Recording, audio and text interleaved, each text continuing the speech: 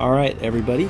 Welcome to the 6th episode of This Fragile Fire. And it's another guest episode. And with me today is the one and only and legendary Travis Langevin. Welcome on, brother. Cheers. Thank you for having me. So, this will be the second guest, and luckily I've been fortunate enough to have two heavyweights, the first one being Joseph Mozzie, good friend, known him a long time, and then Travis I've known for running about 12 years now. It's been a very sizable time. In a minute. Yeah, so good run. Yeah, a very long time, good friend of mine. So I'm happy to have you on, and we're going to talk about some stuff and whatever naturally flows into our heads today. But what I'll start with is something we've been wanting to talk about forever, and that is AI. So we'll get into that. We'll get into how it's gradually growing and consuming media and what have you, for the better and sometimes for the worse. Oh, it's a topic. Yeah, it's definitely a topic. It's definitely a topic. But I want the audience to know, just give us kind of give us the fucking crazy, typical job interview response when you get that loaded question of, tell us about yourself. Oh, I went through like 3 of those today. I can't say. Your word of the day, if you're not keeping up with current events and paradigms, your Webster Dictionary definition to look up today is panopticon. Panopticon. Yes. Yes, so Google that, research that, sit on that. Panopticon. Yeah, sit on that for a little bit. Yeah, it's gonna throw you one. Yeah. So, what do you do, Travis? What in this grand world of Fresno, California? What do you do? Well, in my spare time over the last 7 years, I have performed and traveled up and down California and a little bit of Nevada as a indie professional wrestler. That's good. You've been wanting to do that for a while.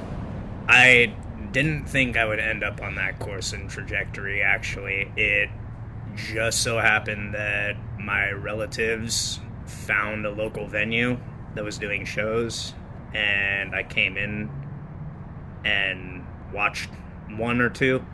Ironically, I was sick during the time. But I hit up the head trainer there. He was affiliated with a couple different people all up and down different feds, and he's trained people that are associated with WWE. One of my people that I've trained with is actually a ref in NXT right now, and we have a couple people that have wrestled for our company that perform in AEW. So that's awesome. I got involved, showed them a little bit of like what I was capable of, and I just stuck with it and kept training, and I've gotten to do some really cool shit over the last couple years. It's been fun. Yeah, I've been to a few of your shows, Best of the West type of good stuff. I remember going with our buddy Garrett, and I don't know if Gary went, but I don't know. No, it was me, Garrett, Megan, and Joseph. And we all went to your show, and I remember in the stands watching you body slam people. It was you versus, I can't remember who it was. It was a one-on-one. You came out, and you were fighting this super like fat beard guy, and I can't remember what his name was. But you jumped. You did a few awesome moves, but I just remember screaming at the top of my lungs, cheering you on, and you could hear me. So I have to find the video, but you can hear me yelling your name. Yeah. And it wasn't even your character's name. Something Carlin. I wrestle under the two different gimmicks.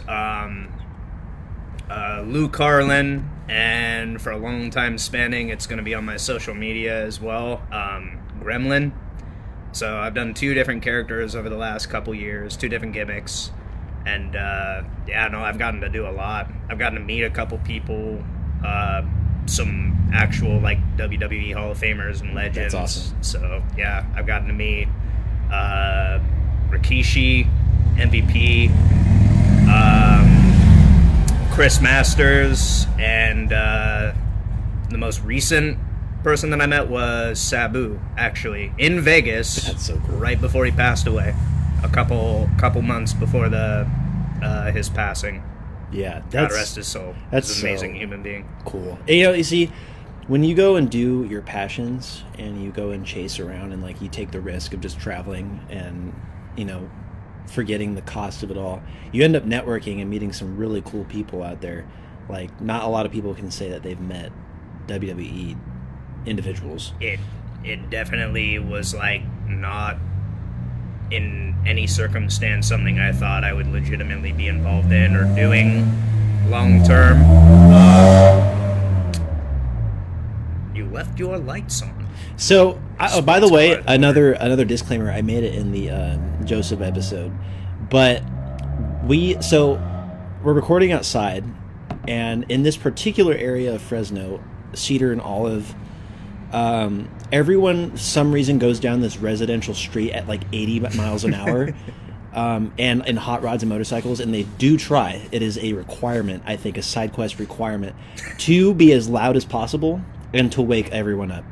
There's like a booster pad somewhere, and a couple different Mario Kart, Rainbow Road stuff that makes you go fast, and you might hear some of that. You might, it might go over what we're talking about a little bit, so I apologize for that. But it's part of the Fresno 150cc circuit. Yeah. So just be aware, and for those of you who listen here in Fresno, you already know what I'm talking about. The Bulldog Cup. Yeah. So that's just the disclaimer. But anyway, the wrestling gig is awesome. Yeah, I do remember like being in high school, and then you would talk about that.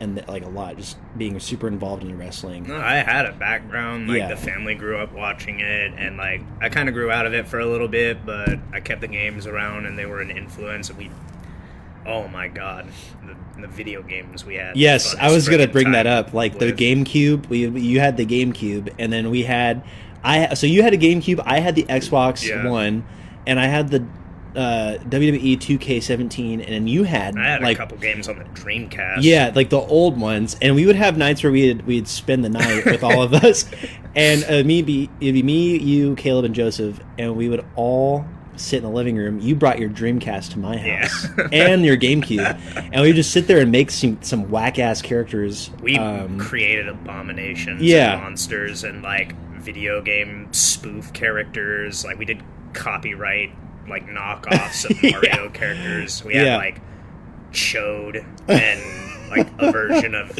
We had like a realistic Waluigi. His name was like Lorenzo something. Yeah. But like they all had backstories. They all had backstories, and not only that, but there was some like so we had a roster of characters like from our like fictional universe we all write for. And we also we put characters as, from Patrick Starr to Colonel Sanders to SpongeBob to Caleb's dad. Yeah, to Adolf Hitler to Caleb's dad.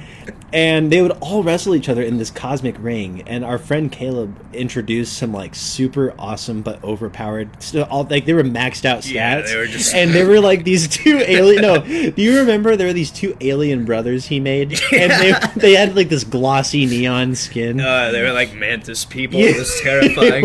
It was so crazy. They came running down to the ring, and we were like, yeah, what the fuck is that?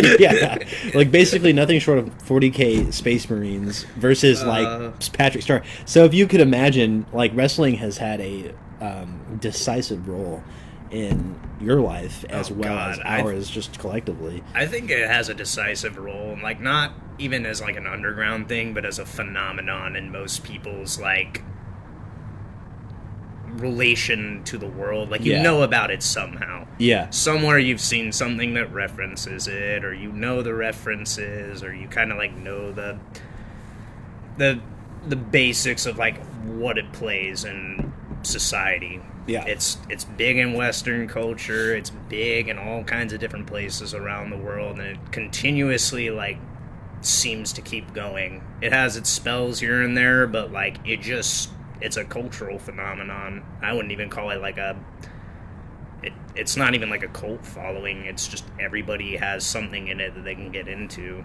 It's a really fucking just over the top, dynamic. Yeah, and I feel like whoever you are, it's always entertaining. Like for anyone. I think it has a little bit of everything for everyone. Yeah, because whether it be the dramatic stories behind each of the characters, or even just like the legitimate production value that goes into some of these shows, it's just very inspirational. Because right now we live in a very remarkable time where performing arts, such as wrestling, are kind of on the, like, they're being challenged. It's hard for anybody who's a performer, entertainer, artist right now. Like, mad respect to anybody that's pursuing a creative endeavor, trying to keep that alive. It really is no different than us. A lot of it is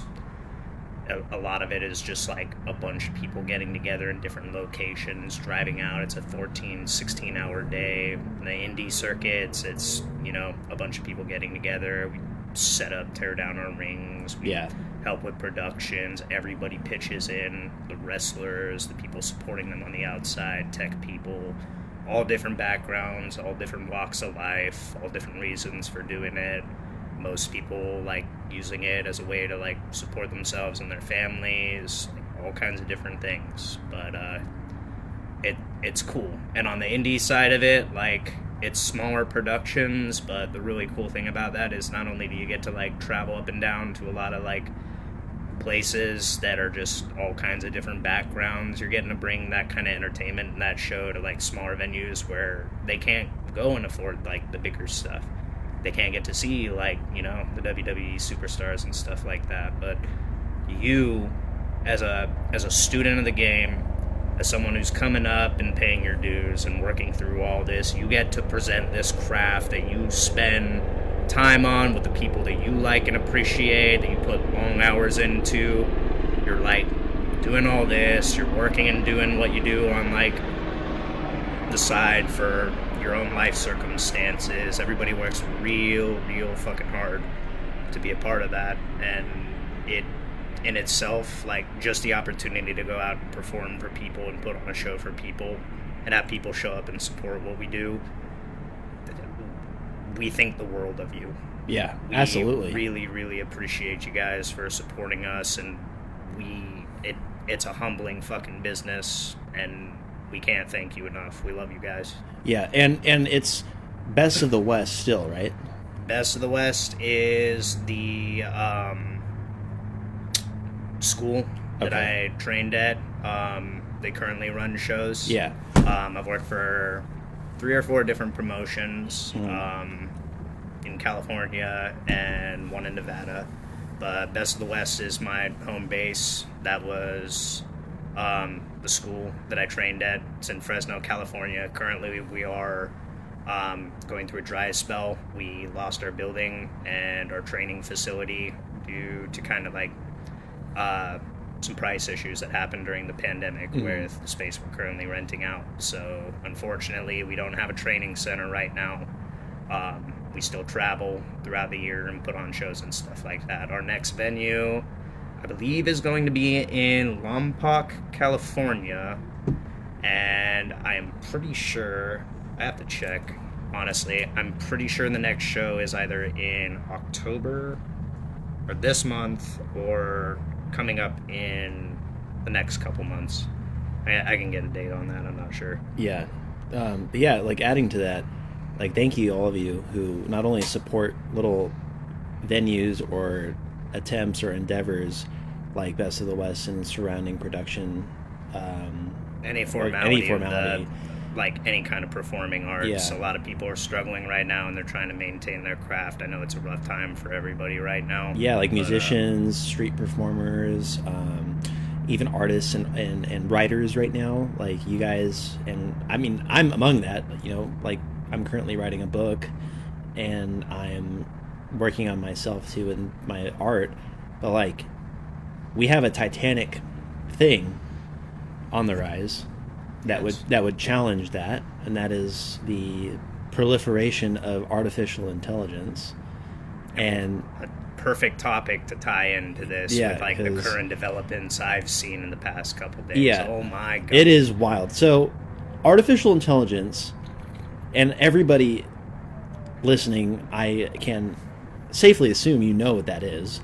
It is the algorithmic script entity that has been put into society for the sake of helping streamline certain processes, make things easier, and what have you.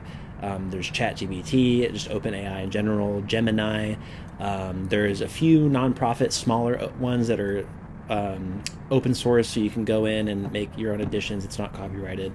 But AI is on the rise, and it's through Meta. It's all over the platforms. And what the threat is that, it's taken itself and rooted itself into art, into writing, into traditionally human-dominated platforms, where now art and the ability to create it has been made accessible to everyone. So people who have never dabbled in art, practiced, sketched, wrote, sang, what have you, are now able to create their own things. And then now the problem isn't with that, because people do all kinds of, like, for example, the oldest things like character creations in games or whatever like that. People can make their fantasies a reality through that. But the problem now is that it's being marketed as original content, or taking real artists out of the equation by saturating the market and saturating the environment online with AI creations, be it short stories, various art things, and what have you. And the importance of human creations has never been greater now, because it's having, now existing in the online world, you're having to sort through to figure out what is and isn't human made.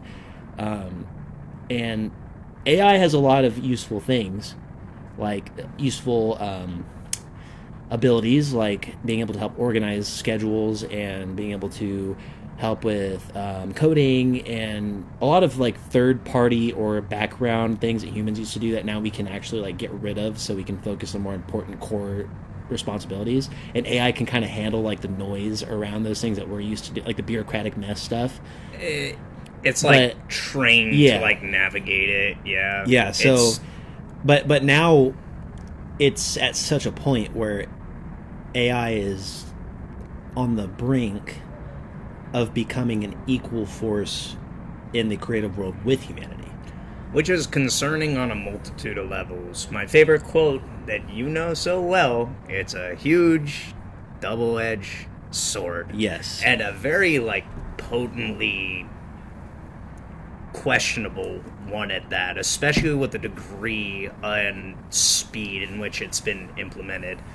For people like us that grew up with the early internet, who were exposed to just, like, the kind of cult phenomenon around the internet, and like knowing the kind of creative capacity of what the early internet was. Everything from early YouTube to, like phenomenon like Newgrounds and fucking DeviantArt for what it's become. Things like Reddit and 4chan, how that's like affected so much of the social stratum. What's the one that nobody talks about anymore? Tumblr, yeah. Oh, God.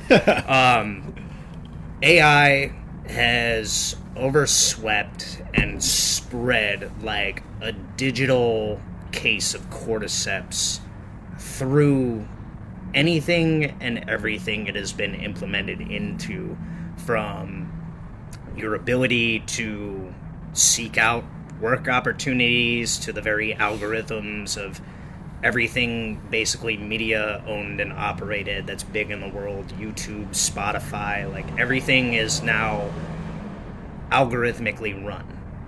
So we're living in this very, very accelerated paradigm of both metaspace influences and this kind of digital, oh God, I don't even know what to think about. Because AI. like AI is evolving and being programmed so much faster than humanity can comprehend or understand it. It's so otherworldly. Yeah.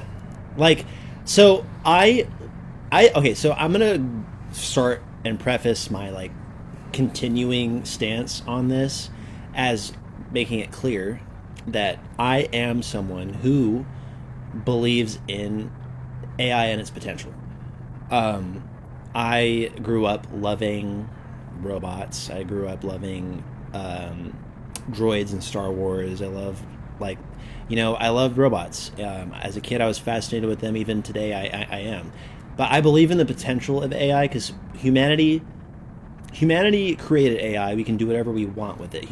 AI is literally a mirror into who we are as humans, and we have the power and the wherewithal to limit it or expand it or train it however we seek to. And I believe that AI can legitimately be a helper, a companion, a friend in this evolving timeline that we have.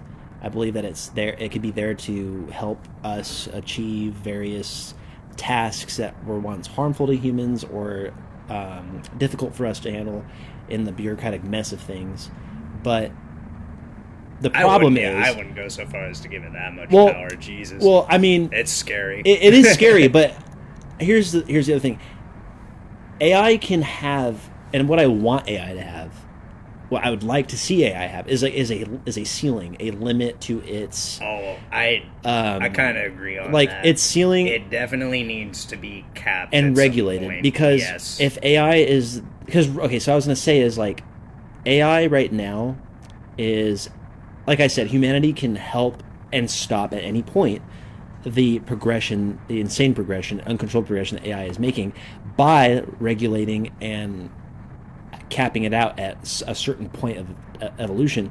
The problem is the people who are in charge of AI's existence, who have created AI, who have developed it, who have released it into the world, are unfortunately the people with the most wealth, resources, and power. And with that being said, AI is at the whatever AI can be used whatever way they want it to. So in the government, in with whatever lobbyists there are in the tech world, like with OpenAI, Meta, big tech, all these people, entities, and figures like Elon Musk and whatever, they have the wherewithal, the influence, the resources to use AI and make deals with the government to do whatever they want it to do. So AI then, right, this neutral thing that can be used for anything, is being used for unethical and harmful tasks. Like, I throw this in. As a person who spends a majority of the time, like, kind of just using technology for music purposes, and majority-wise, like, is at the gym or working. Yeah. Getting sweaty, doing fucking human grunt work, I look at the time period that I'm living in. Yeah. And I go, this is the most sketchy fucking world a being can incarnate in right now. I don't know whether or not, quite honestly, like where we're at and the influences in the world, like sometimes it's hard to me to like imagine what humanity was before tech and media got as influential as it was. Yeah. Because we lived in the early 2000s. I was born late 90s, and MTV and all the kind of like punk related like media kind of influences were like what was normal. Yeah. And we watched all that cultivate and explode into this weird kind of dystopic digital era of like weird, just so much questionably like rapidly accelerating tech influences and metaspace influences and all these kinds of like echo chambers and bubbles that were born out of that through media. We basically saw like the internal world of people get born into a digital space where people could like share their ideals and their influences and things like that. And that had some good effects, and that's had some relatively ludicrous effects. Yeah. And it is a phenomenon that watching progress as much as it has to like the point we're at right now, oh my fucking god, it is a rabbit hole to go down. Yeah. It definitely is like if you don't buy the whole idea of the Matrix, or you're fed up hearing this bullshit at this point, like, I hate to... What's the phrase from Pirates of the Caribbean? What's Barbossa say? It's like, you best start believing in ghost stories, Miss Turner. You're in one. You're in one. Like, Yeah. yeah, no, we're there. We're one. Definitely, like, at the gates of... No pun intended. Of this kind of tech era, like, definitely turning into something. I don't know what. It can't be. There are some things I'll throw in there down the road, because I've, like, looked into and, like, learned a little bit about where AI is going and, like, what's kind of, like, limiting it and the potentials of where it's going in the near future. So yeah, there are some good things and there are some not so good things. They're definitely developing at a very accelerated rate and a lot of different stuff, but as an influence, it's been, oh boy, a mind-numbingly ludicrous phenomenon to watch and follow the rapid acceleration and expansion of technological influences and media influences. Yeah. This episode is sponsored by Palantir. No, I'm joking. No, I'm not joking. Yeah, definitely not. Pay your taxes. Yeah, pay your taxes. Be good. But Rated R starts Friday. But no, this is a hellscape that we're living in right now. It's an approaching one. And the problem with AI in the current hands that it's in is that it's sort of uprooting what is human gradually, very quickly. So what I mean by that is AI now is also being used for the job market, meaning that it is sorting through resumes, sorting through candidates, sorting through people, looking through PDF files that you upload online, because you can only apply for work online now, looking through resumes and information about you online, sorting through people, and immediately disqualifying people with certain two keywords, maybe they don't match what the company wants by just a threshold of a sentence. And it dismisses otherwise qualified people that AI cannot comprehend or even understand, because it doesn't know the face value, it doesn't contact the email, it doesn't call the phone number. It creates this very streamlined bottleneck in the work world, where now people can't even find work because of AI filters. And it also pipelines your information to, like, basically, like, no man's land. Yeah. You know? You are stuck in a void of resumes, and the other problem with your it data's is that tracked, it's sold to different fucking, like, random obscure companies. Yeah, because people, admittedly, and I know a lot of people out there are using sources like ChatGPT and Gemini to help them with resume construction. Yeah. And with that, the AI that companies use to read resumes and to do interviews detect that, and there's this, like... Sadly, I think it was like a predicted outcome. Yeah, when they it's like made this, they definitely knew. They knew it was going to people were happen. Going to utilize it. So now no one's getting work, because the AI that's being used to hire people is coming into conflict with the AI that people are using to get their resumes done. So now there's like this, like, canceled out ability to get work, because people are not creating their own resumes. So now they can't, like, get through the AI threshold that can get them work. It's a metaspace administratum. Yes, it is a 40K world that we live in. It really is. It really, it's like, starting to turn into that. The kind of, like, things happening in the world that are just making... Oh my god, I don't even want to get into it. The bureaucracy is so... It's blatantly just fucking... nuts. It is very bad. Like, theatrical, over the top theatrical. Okay, so we went through this, you and I. Remember when we were jobless during December of last year? Yep. And we we were both as Travis was staying with me for a little bit, and we were figuring out, Which trying to I get. appreciate. Yeah, Really. of course. Thank you. That was a life or death moment. Yeah, we were literally like fighting the world together, and I had just come back from the Navy, and I needed to find work, and it was December, so everything was oversaturated with seasonal and whatever.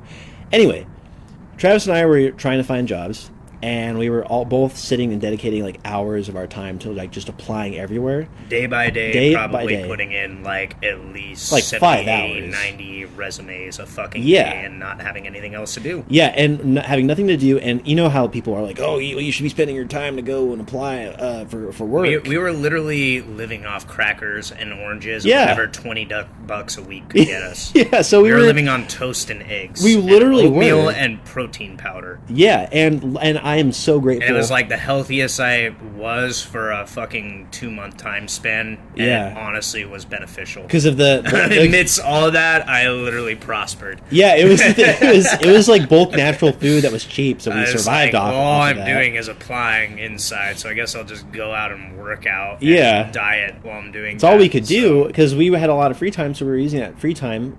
Ironically, life finds a way amidst all this cybertronic calamity going on. Yeah, and I want you people that are boomers to listen right now. If you somehow I got find some this. choice fucking words for you. Yeah, I want you to understand that. Wrestlers older than me are gonna fucking hate me, but that's okay. But look, this is what's going on. People like Travis and myself, and people of Gen Z and people of our generation, when they have free time,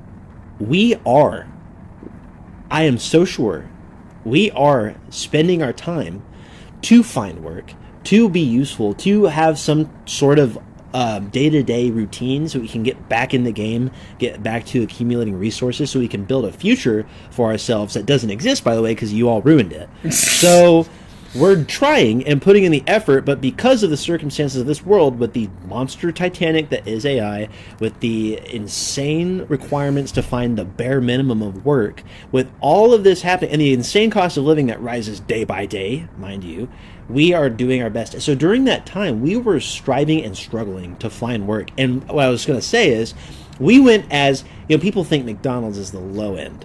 No, we were like at the point where we're like, dude, we might as well go work at McDonald's. It's like $20 a fucking hour, and nobody is giving us callbacks. And guess what? I'm about ready to go back to McDonald's. Yeah, and we tried. Get this. So we did the application process. Applied to like 6 different McDonald's across my fucking cityscape. All this city, Fresno, Clovis, we applied to every McDonald's that we could use or find. And you know what happened? They took us through a cute little orientation where they got to know your personality, your quirks, your work ethic, your resume. It was illustrated with pictures of aliens. Yes. And I found that on brand. Yeah. So points to you, McDonald's. Good advertising. Yeah. And the most bewilderingly like sci-fi Twilight Zone moment of my fucking young adult life. Like, imagine trying. I was terrified at that. Like trying to go and literally do a robotic job. I liked it better when you had the clown. Yeah, bring back the clown. When Ronald was running things were straight. Yeah, I'm just saying. But like what? Or Mac tonight. Yeah, or Mac. You can tonight. bring back Mac tonight. Bring back both. I fuck with Mac tonight. Bring back both. They're a dynamic duo. They were. Yeah, why not co-op them? Yeah. That's actually a really good idea. Going back to wrestling, they're marketing a idea. Yeah. Perfect tag team. Yeah. No, I'd fuck with a return of Mac tonight. I know he's got some kind of like association due to meme culture and pop culture, but honestly, Mac tonight was the fucking shit. He was huge in the 80s. He was a fantastic fucking mascot. He's a Chad.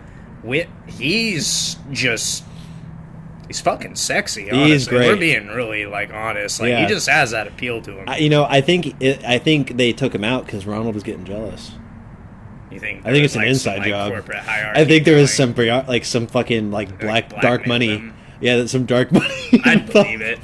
They took out. Believe it. They the hamburgers have definitely gotten a little bit thinner, guys, over the years. So this is a problem. I'm never getting hired by McDonald's. Yeah, we're blacklisted now, but it's okay. But what we're gonna say is that the process for McDonald's is entirely run by AI. So it is so once you complete the cool little backstory game where you get these colorful characters and you answer questions about your personality, because why would they need to know that, right? I mean, just interview somebody. You get to know somebody's personality. Yeah, no, interview. like talk to a real human being. Like it used to. That's too much of a process now. Apparently, in the modern day, we just have so many people living in the world, which some people think is apparently a fucking problem. Yeah. We'll get into that later. Yep. But yeah, nobody's got time, I guess, for actual human interaction. Let's wedge a fucking 4 to 8 month long process in between that's supposed to streamline it, right? Yeah, you get a call later. Yeah, it makes perfect sense. Like 5 months later, like, oh, you applied with us, right? And you already have a different job, or you're like doing something else. Excuse me, who's calling me right now? I applied with you guys back then. Oh, my bad. Holy shit, I didn't even know. Yeah, but the AI runs so you enter a chat in the application process where the AI asks, like, where do you want to work? What's your schedule like? What's your availability? How do you work? What do you like? And you answer accordingly with the AI bot, and then they filter you, and then they put you in this pool, and they either decline or accept you to advance you further. It's a complete, like, very middle of the road psychology test. It is. And every company that's fast food actually now does it, because when I was in that process, I applied to Burger King. Yeah. I applied to Carl's. I applied to Panda Express, Taco Bell, and each of these entry-level jobs, you flip burgers and make tacos. Yeah. Entry-level jobs, you need to have like a federal background investigation. Entry-level jobs that I've literally worked since I was 17 now require you to be psychoanalyzed, because we just decided and determined, hey, the world we're living on is just a little bit kooky, and some people might be on drugs. Yeah. But apparently that puts anybody and everybody under the same scrutiny. Yep. And it doesn't matter what background you have. It doesn't matter what development or anything that you kind of... It's ironic, because now we're all unilaterally under the same scrutiny. Yeah, so if you try to work at any fast food or entry-level position, you now need to have a federal background investigation, just like joining the fucking Border Patrol. In order to work a clam press grill. Yes. So, congratulations, workplace and capitalism in the United States, for implementing AI into the job market, and no wonder why the unemployment is skyrocketing currently. There are now more... Thank you, government. Thank you. I appreciate so much being psycho, and I can't thank you guys enough for just, like, making my entire life a goddamn bureaucratic hellscape, and making it require 8 to 10 years of professional experience. I honestly, it's on me. I should have just been investing in a house at age 2. Yeah, no, I should. As soon as I was born, my parents should have put my money into something else. Sorry, we gotta throw these memes at you. And boomers. I'm sorry, but I got some words for you. And you're going to hate me, but that's okay. To be honest, I don't have beef with old people. I'm calling you old, though. I grew up predominantly raised by grandparents and older generations, and it was a generation of, like, very outgoing, mountaineerous, people, adventurous people who were very, what's the word? Ingenuitive. Yeah. Is that a word? Yeah. Might as well be. All kinds of different backgrounds and trades. So, like, I don't have a prejudice to old people. The problem that I have, and what people don't understand, the generation of the 80s and that era, a lot of that era created a kind of, like, safety net and bubble that people lived in that very much put them in a paradigm of reality that shaped and molded their entire development for a period and portion of their lives. You guys had it better than any time period in human history. You guys know this. You understood this. At the same time, so much excess developed as a result and consequence of decision making that spiraled into decadence. And what was set in motion, I'm not pointing fingers, I'm not blaming, I'm not condemning anybody, but what was set into motion as a result and consequence of the excess decadence spiraled us into a not even a multi-decade, what would you say? Generational issue. A multi-generational financial and systemic decline of influences slowly seeping through the cracks in corporate sectors and government influences co-opting one another,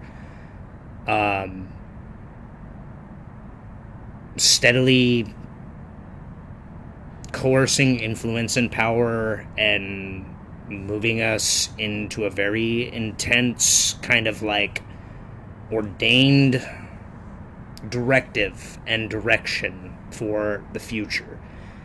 It very quickly and rapidly became clear that the influences that were slowly and steadily moving into positions of power to play this whole power dynamic game were taking advantage of that time period and the influences in that time period, playing off nostalgia, things like this. They designed an elaborate, strategic, kind of influential tunnel of societal influences. I'm not getting into conspiracy theory. I'm just saying societal influences they used as a way to really play upon reality and put a lot of things into motion leading up to our modern day that have put us in a situation and a circumstance where the wealth of these generations has declined exponentially. There's really little to nothing left in our coffers. We are in tremendous amounts of debt. The country and a lot of places around the world, as far as Western civilization goes, are in a tremendous amount of economic decline. Yeah. Whether or not that can be prevented or fixed in a way, it's very much up in the air right now. And atop of that, the generations that came after you really were raised in this kind of false dichotomy and paradigm of influences that very clearly, to me, to a lot of people, demonstrate that they were built to kind of move in the direction of being conducive workers in the kind of like civilization that was being dreamt up. It was very evident. There was a plan and a kind of influence dynamic of where we wanted to take society and civilization. Yeah. Somewhere along that line, some influence, some power or powers, whatever, very clearly exploited vulnerabilities in that tunnel of nostalgia and influences that were used. Yeah. Commercially, all the kind of like different stuff that we've had. It's very fun. Our trinkets are very fun. I'm not going to shit on any of the things that we've developed over the years. I've enjoyed a huge amount of everything that we've created. But somewhere along the lines, it became very clear that there was an attempt to coerce and utilize and manipulate and distort the kind of paradigm and drain wealth and resources and influences, jobs away from the U.S. populace, push us into a circumstance where we basically are stuck with having to take offers we can't refuse. Yeah. And I feel like that very much is where we're at right now, and why we're in a situation where there is so much pandemonium between generations. There is such a cognitive dissonance and Absolutely. A tremendous amount of bias on all sides. It's very hard to like unite and bridge the gaps between these influences. Because every generational like reality was different. Yes, and there's at the same time this kind of distorted buzz of all these influences at play, and people playing and preying upon that. Mm-hmm. I don't think what a lot of people understand, especially in the older generation, the youngest generation and the developing generations that are to come right now are in a position where basically where they are at in the current day and timeline. Fuck, I don't want to like scare anybody, but no, this is reality. Okay. We're on the cusp of what essentially is a very quickly developing Cold War. Yes. If we're being honest. Yeah. It very much feels like that. Mm-hmm. And the generations that have been born most recently, and the most recent generations coming up after us, we're technically Gen Z. Yeah. Gen Alpha is like right after us. They have no mentors. Everything has been digitally and algorithmically calculated to be an expenditure which you basically cannot afford without you budgeting your life. You have to live minimalist in order to survive in this world right now. Yeah. Everybody is essentially living no different than the peasantry have lived in other time periods in order to survive. Yeah. On top of that, they're working the same mundane, very simulacrum-esque retail and fast food jobs, or whatever they can basically get their hands on at a time period where there are massive levels of layoffs, massive levels of just very clear infrastructural and digital issues happening. Yeah. In like trying to streamline and make that flow organically, which could be solved in a very easy way, but we need a digital bureaucracy to manage everything to us, for us, because we're just too, generations just don't want to deal with that. The current managing generations that are already over this shit that they've been put in circumstantially. They've lived through hell already, by the way. Yeah. The people stuck in these positions that have to deal with all this, they live in a waking hell. Anyway, all of this circumstantially going on, where we're at with this kind of digital architecture being built around everything, all the events and circumstances going on right now, I don't think a lot of boomers, I don't want to label you guys that, I don't think a lot of the older generation realize where the younger generation is coming from. Nor the Titanic problem that we're seeing. Maybe you've seen what happened in Nepal. Yeah. Oh my gosh. I don't know if we want to talk about it. Nepal, by the way, if you guys don't know, Nepal overthrew their entire corrupt government within the span of, I think, 2 days by a Discord chat because they had banned social media, the government. Do you guys want to really know why Gen Z is a very rebellious generation, or why they're being co-opted in this like label of laziness? Lay it out. It's not that we're lazy. A lot of us are working 2 jobs, going to school, or doing side hustles like what I do. A lot of us are ambitious. A lot of us want to live the lives that we were promised, but we know that potential has probably been thrown away by a lot of circumstances that a lot of people point fingers at. I honestly don't point fingers at anyone. It's a lot of different fucking circumstances that are beyond the control of literally anybody. Yeah. Only reason, excuse me, Morty. The only reason everybody is pointing fingers and trying to like nitpick and play the blame game is just that's the cultural dynamic and the thing that every generation does to every generation. It's easy. Beyond all that bullshit, easy pickings, easy targets, lots of drama, makes for good, what's the word? Good ratings. Good ratings.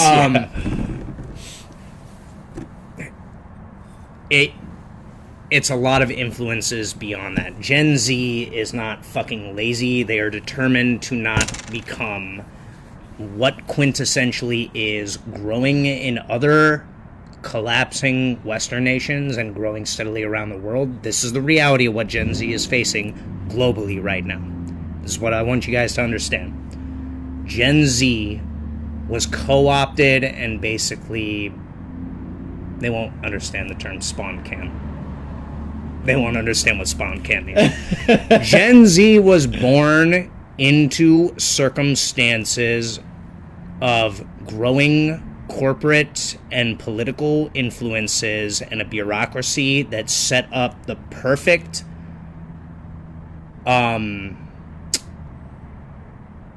shitstorm to create generational indentured servitude. And we're facing that right now. That is the reality of what Gen Z is going through. Yeah. Gen Z is the first of the newest generations to literally be pressed into modern day serfdom. Yeah, because we grew up at the turn point of when things began to shift. So, like... And here's the thing, I use that term lightly. It has nothing to do with race. I'm not trying to offend anybody. I'm not trying to no, of course not. Do anything that's going to piss anybody off. Guys, I work with every fucking background and character you could imagine in the kind of stuff I do. I love everybody. Unilaterally, the situation and circumstance having to do with bureaucracy and politics and the nonsense that is, corporate interests turning into the absolute just hierarchical structures of HR and bridling and lawfare and because all the manipulation. I don't know if you guys have realized this, but there's a growing disparity between like this difference in humanity. So what I mean by that is, gone are the days when, like, I wouldn't even say that, but what I'm saying is, it is an up versus down situation. We, as Gen Z, are being put into a problem where now, as one of the first, like, newer generations of this 21st century, we are being put into this situation where the middle class is completely evaporated. And up versus down isn't even a, like, metaphorical situation. It's a real situation. You want to know what's scary? You want to know what's really scary about growing in this generation? Do you remember when, for the older generations or older generations out there, do you remember a time period where there were adults around you to raise and teach you how to go out in nature and actually teach you skills, teach you things like that? Gen Z was born to a generation of basically absentee parents that had to live working in corporate and civilian sectors. Absolutely. Had their kids babysit. We literally were raised in an environment that taught us to evolve through verticality. Yeah. Everything that they know and everything that they understand has basically been learned either through a computer screen or media influences. They basically were co-opted into becoming what in Japan is referred to as hikikomori. The reality is the paradigm shifted so hard, and the evolutionary expectation of society and civilizational norms shifted so hard with the influence of technology and everybody moving in that direction, everybody moving away from like the trades and things like that, which honestly still hold a very powerful place and position, need to be withheld. Yeah, they do. Yeah. A lot of people should optimize and move in the direction of trades. I think that's the best alternative. But we were raised basically in a kind of sanitized simulacrum type influence, like basically domesticated, and raised in office spaces. That was our life. Oh, yeah. Our life literally was a fucking cubicle. A cubicle. We evolved not being actual biological organisms. We are modern day ETs. Yes. In a lot of ways. That's what Gen Z was co-opted into by the influences at play while everybody was busy working to keep their homes, keep their families somewhat stable, and to survive, keep their incomes and survive. Yeah. Gen Z was basically raised by the system and the institutions. Yeah. And they are a generation that has been institutionalized and is basically a laboratory experiment. Mm-hmm. Because now, like, I really do think Gen Z, at this point in existence, I think a lot of us are, here. Thank you. I think a lot of us are becoming more aware as time goes on about the world that we live in. And we're developing this consciousness together, Gen Z. Like, we know what we're dealing with. We know what's coming. We know the bullshit that we've been told as kids growing up, the lies that we're being told. Like, I don't even know, like, a lot of us as Gen Z remember growing up in high school and being told the picture-perfect lateral progression that you need to have in life, right? So it's super easy, super black and white. Yeah, there was a templated formula of what life was. Yeah, so was laid out to you in such a simplistic, like, Mario Bros. Type way. You were given a kind of, like, computated progression of what your life was, and it was so fucking bogus. It was, because they told you, and you half remember, of you really knew that it was bogus. You remember you knew that this was bullshit. Yeah, with your high school counselors. You remember as a senior going through your high school counselors being told, this is what you need to do. Apply to colleges, right?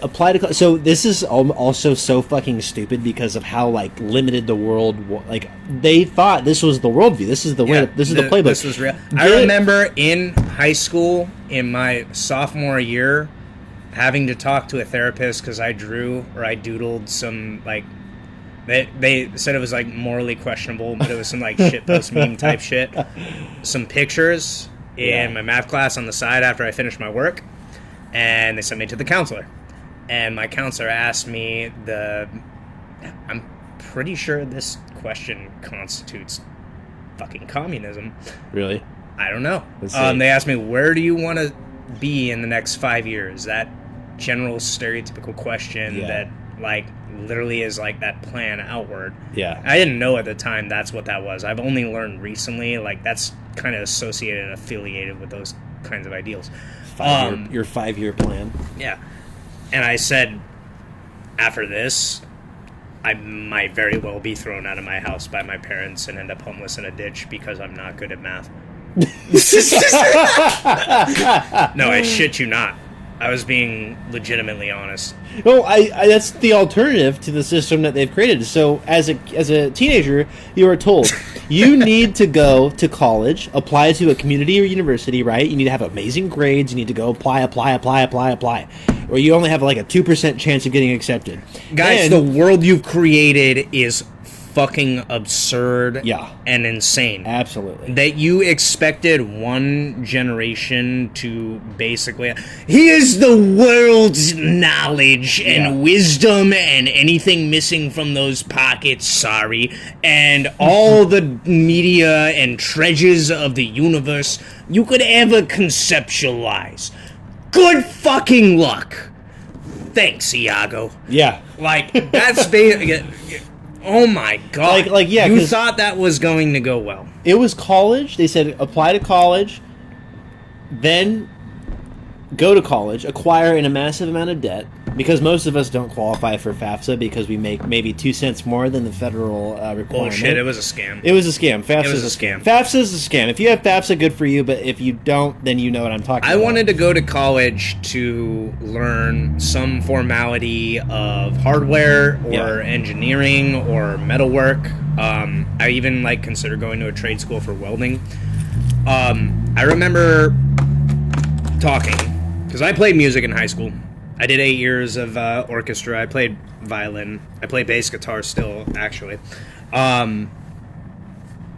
And they wanted me to go for like an 18 grand liberal arts degree and continue doing music off a bog waiver.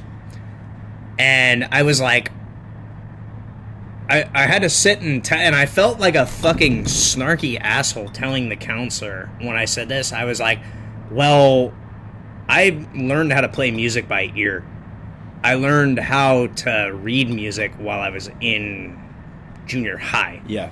But I knew how to play music by ear, and I kind of taught myself how to play. Mm-hmm. I don't need to pay 18 grand for a school to know how to play music. Yeah. I felt like such a dick saying that, but looking back on that, I was like, I almost got conned into going, probably at this point, 30 grand worth of fucking debt. Yeah. For a degree in, I mean, music's still huge. I do major motion pictures and shit like that, but if I would have invested that, would it have been something that I wanted to do or that was worth it? I don't know, because I did music as a fucking hobby. Because all of us at that point in high school are too young to even really know what we want to do. I didn't know what the fuck I wanted to do in high school. I was questioning what my purpose in existence was when I was in high school. I was already going through existential thinking and having a lot of questions about everything around me. Yeah. I was like, what is this world? What am I being put through? What am I living in? What does this match with all the backgrounds and frameworks of ideals and ideology that I've been taught growing up, with the kind of influences around me? Why do I feel like everything around me is just fucking off? Yeah. Something about this world just felt incredibly fucking off to me over my entire development. Well, I even think that when we were in high school... It's probably why I'm so fucking aggressive. Well, we're our I control it. I'm very calm. Our generation... I'm very passive and... He's not crazy. I'm a pacifist, He's honestly. not crazy, believe it or not. I do wrestling, but I'm a very pacifistic individual.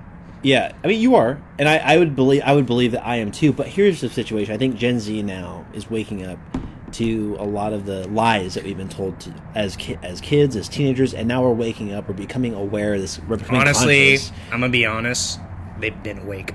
Yeah, but we know because we've been told by our parents, our older generation. They've just been watching it spiral into what they knew was already happening, and they're getting the confirmation. Yeah, and now we're seeing that confirmation play out, and I think, together as a generation, we're forming, through our communities, through localities, of what to do next, of how to interact. Because I think that it's a very interesting kind of I don't mean tribalistic in a negative sense. No, diatribe. Yeah. There's a very diatribe-based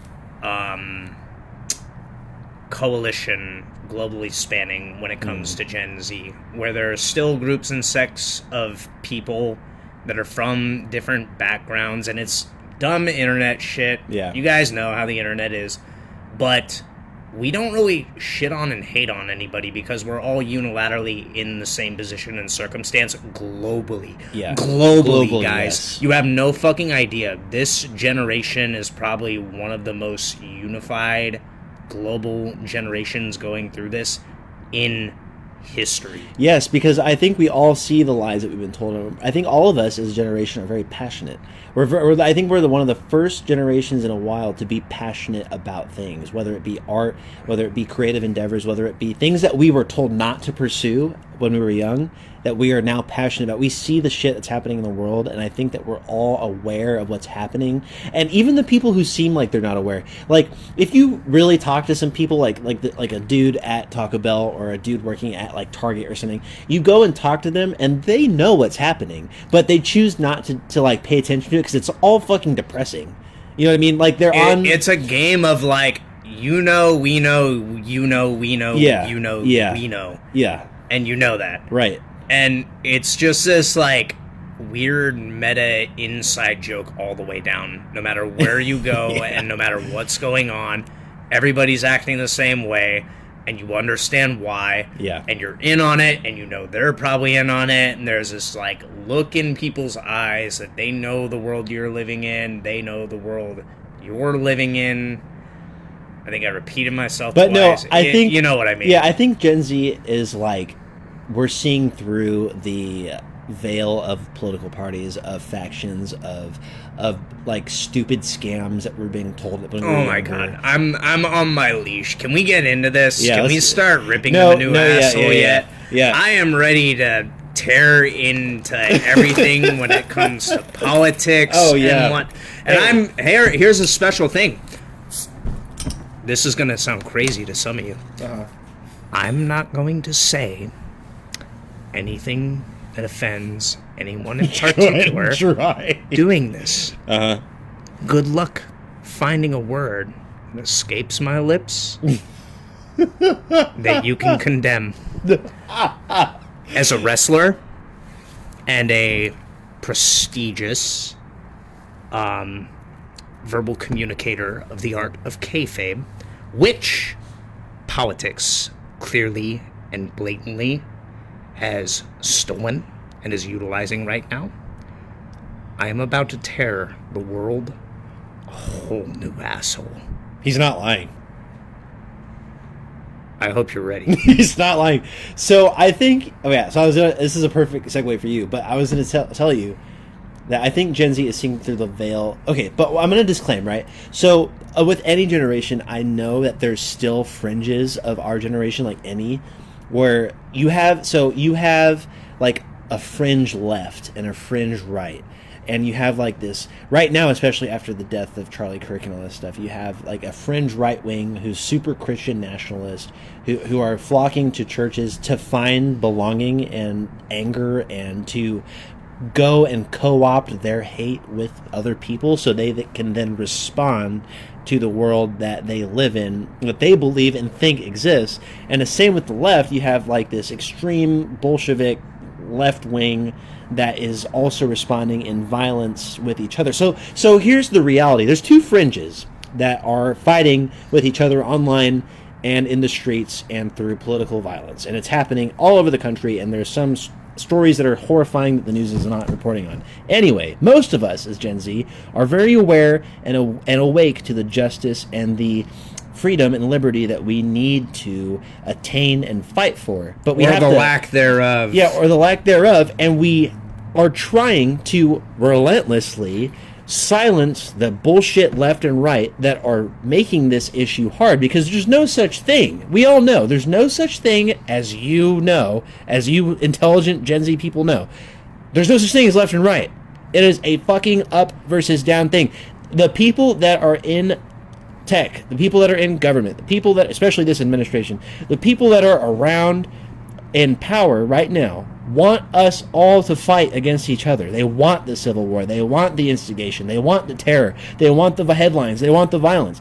But Gen Z is smart in that we know that they're stoking the fear. We have so many people online right now as a generation that are so aware of like the fucking stupid dystopian political power and politics that are being like festered amongst all of us. They know that we're smart. They're trying to distract all of us. But then these left and right wing, I'm just gonna say it, like idiots, these left and right wing idiots are making this fight for true liberty and justice difficult by clouding and muddying this whole talking point and allowing the people in power to get away with it, because now we're being dragged down by people of our generation who are on the fringes. It's a perfect fertile ground for a mass degree of infighting or civil war or what have you. But the younger generations are definitely aware about what's happening. We don't want it to happen. And if we took the reins of power and were to pursue change and were to pursue a better world altogether, the older generations and those in power would have something coming for them. And they know that. They're scared. Our current world paradigm and the people that are in positions of authority whether it be in the West, whether it be in any other country in civilization, globally right now, there's a huge paradigm shift in the level of influences when it comes to media and politics. And right now, you've never had a bigger generation of informed kind of diatribe united in the same factors of reality and conditions of harshness and circumstance pressing for a call to action. What is the action that people are taking? Well, that's where the waters get muddy, because there's a dualistic thing happening right now within all nations, and more predominantly in Western nations. There's been a spotlight and a focus on this. When it comes to how Western nations have developed, we have a majority of them, I think all of them, operating by a two-party system. Okay? Nothing wrong with this, but both parties ultimately work for the same political machine or system. In the West's case, in America's case, let's just call it what it is. It's a machine.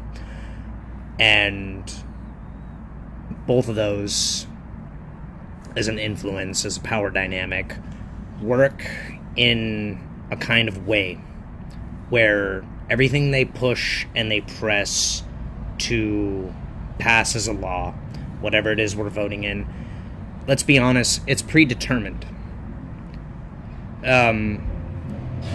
It's basically a choice of predetermined options that are given and granted to the existing populace to decide. And the ironic thing about this is these predetermined options, one gets selected, and the system knows this.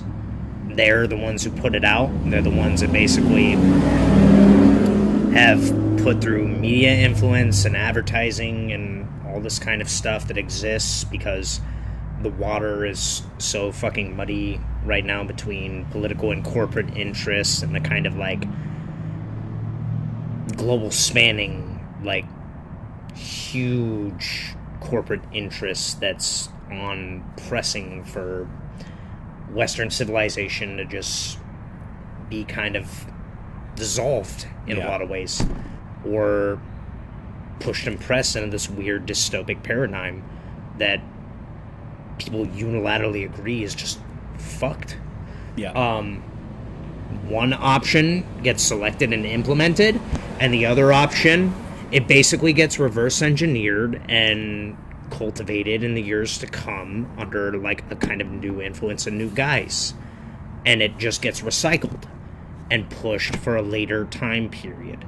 But the options are always predetermined. Not Gen Z.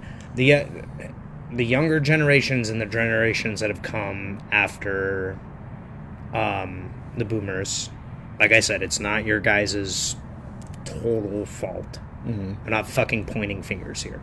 But coming out of the nostalgia tunnel and realizing that there was a kind of bureaucratic institution brewing on the horizon and everything that's developed and what we were born into, that the millennials and the very often neglected Gen Xers, who basically get no fucking credit for existing and going through what they have gone through. Whatsoever. Shout out to you guys. You are fucking... Oh my god, you guys deserve a lot more fucking credit. That's what our parents are a part of. I hope I'm getting the right generation. No, Gen X. I'm X pretty would sure be like, it was you guys. Gen X would be right after the... I think right after the latchkey kids. You know what I'm talking about. Your actual survivalists, which, by the way, I lived like you guys. Oh, I had to fucking go through that too. I know what it's like. I literally was a feral child. And at the same time, I just basically became fucking kids next door. I feel bad saying that at 27, but fuck. Yeah. I had to navigate a very weird time period. The early 2000s were a trip. They were for sure. Yeah. I miss them though. Yeah, this apparatus, like, it's designed strategically in a way to divide people based on a kind of manipulation of people's not necessarily political affiliations, but strategic, advantageous grabbing of, let's say, societal benefits. Is basically, at this point, picking and choosing laws that benefit your position and status in society, or what you're trying to aim for in society. So not only are you being carroted and sticked, no matter which direction you go in, you're being co-opted in a direction that basically determines the fate of the next 4 to 6 years, 10 years, whatever. And in between that, they're implementing all kinds of different, like, mainframes of law, no matter what you decide. And all the while, the thing that you voted against is just going to be reverse engineered and recycled in a different way so that the system still gets what it wants, ultimately. Yeah. It's just going to be used on another generation of people that are malleable and influenceable. So it's entirely designed to predatorily reverse engineer and manipulate you into thinking you're gaining advantages in life, when in reality, the system itself is learning the mechanisms of what essentially can continuously divide the civilization and turn people against one another and get them to rival and combat, and basically distracting them, all the while not only getting what it wants, but learning what the next step and phase in its continuous growth and development and whatever is going to guarantee that government grows larger and more bloated and influential demands. It is strategically designed through this two-party apparatus in Western civilization, like a laboratory experiment, if we're being honest. Yeah. And there's a point in time where you look at both sides and realize, I think it's just the metanoia of all the influences around us. Gen Z experiences the world like a living walk through a liminal space and an eldritch horror. Yeah. You have religious, theosophical traditions and ideologies in a point of time where they feel like they're trying to be preserved, which they ought to be. Traditions are fine. But people are questioning things. And at the same time, they feel there are a lot of things right now that just don't add up and don't make sense. Yeah. And I can add to things on that in a way that's not going to fuck with anybody, but, like, we'll bring that up. And at the same time, there's this era of influences where things also are challenging the social norms and the conditions, but they too are seen as somewhat fucking experimental and in a lot of ways detrimental and backfire. Yeah. So we're stuck in the middle of that noise, Morty. We're stuck in the middle of this, like, paradigm of everything feeling incredibly fake. Yeah. We are a generation that lives literally in a liminal state of things not going anywhere. Everything around us feels fake, and we sit here analyzing it and observing it like we're literal... I can't use that. What? I was going to say earth angels, but that makes us seem too innocent. No. We feel like Dragon Ball characters, born into a time where time is literally deteriorating. Mm-hmm. And we're optimizing our lives and our conditions and circumstances to be as whole and total as we possibly can make them. We're basically adapting and enduring or failing to do so in a lot of cases. I know a lot of us are struggling right now. I understand that. We all go through that. But there's a lot of us who are trying to break through the boundaries and the barricades and the barriers and make something of life. We're still heavily motivated and heavily inspired to continue going on. Yeah, because now I think collectively we've all understood that the old system of whether it be employment, of work, of finding purpose, of progression through life is the lie that we've been told. And I think we're now being forced, just by the circumstance of we realize to be adaptable. Yeah, we realize it's a pyramid scheme and a marketing scam. Yeah, for colleges, for the healthcare system, for such things. And we're now... Fuck you.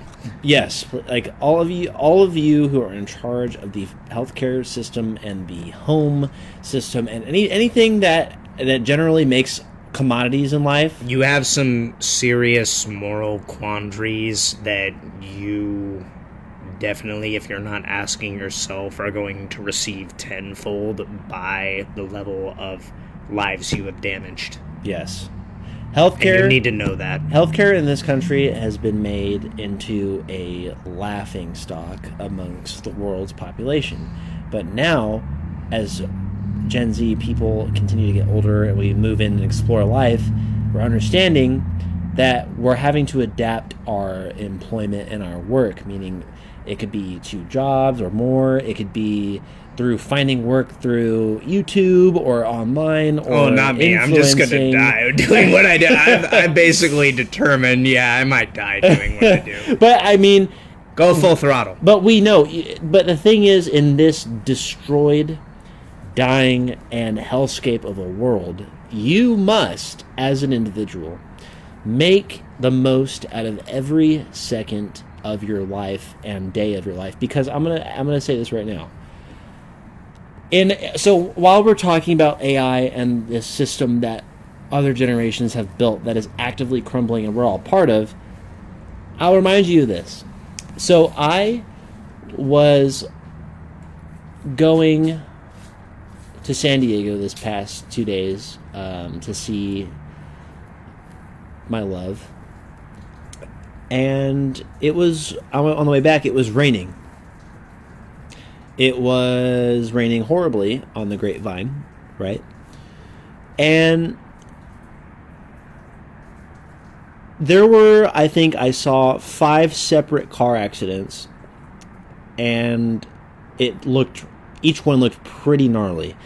I myself almost ended up crashing into like 3 separate people because of the amount of rain and near hydroplaning that happens when you drive on the Grapevine during the rain and flooding. And despite the terror that's happening in this world right now, there is still much the reality of death. And death is a guaranteed thing. And it could happen at any moment. And it could happen tomorrow. It could happen to me tonight during my sleep. It could happen to anybody who exists out there at any time. And despite all of the terror that's happening in this world, no one is immune to death.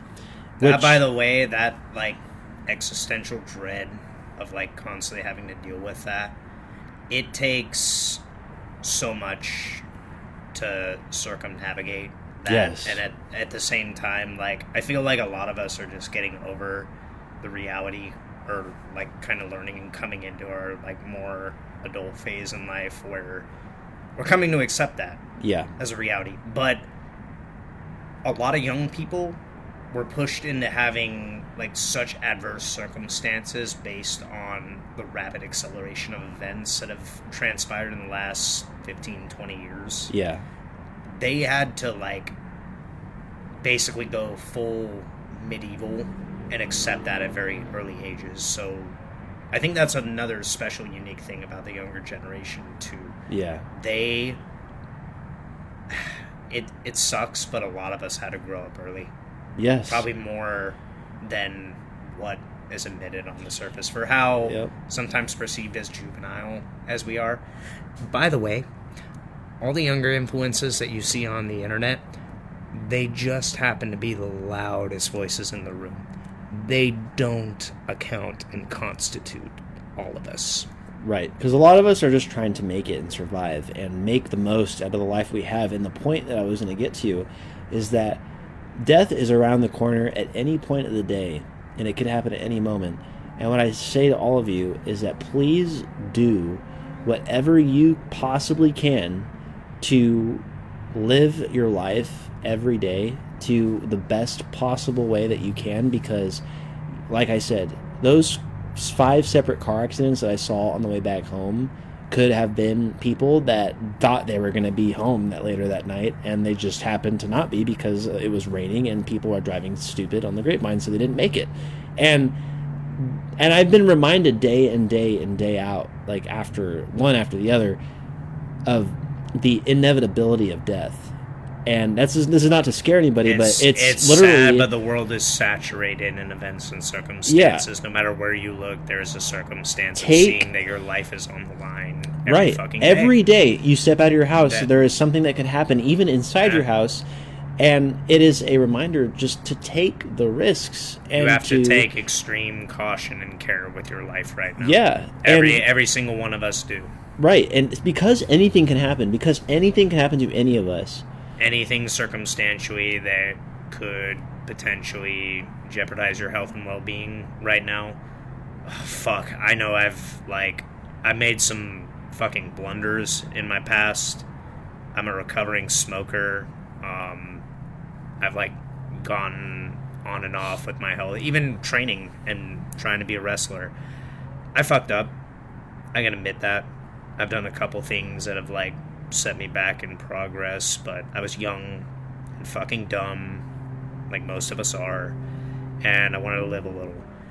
And at the same time, had I realized what world I was living in and the kind of things that would affect my circumstances, goddamn, I probably would have just been a fucking literal lab rat in the gym working on myself every day. And now I honestly am.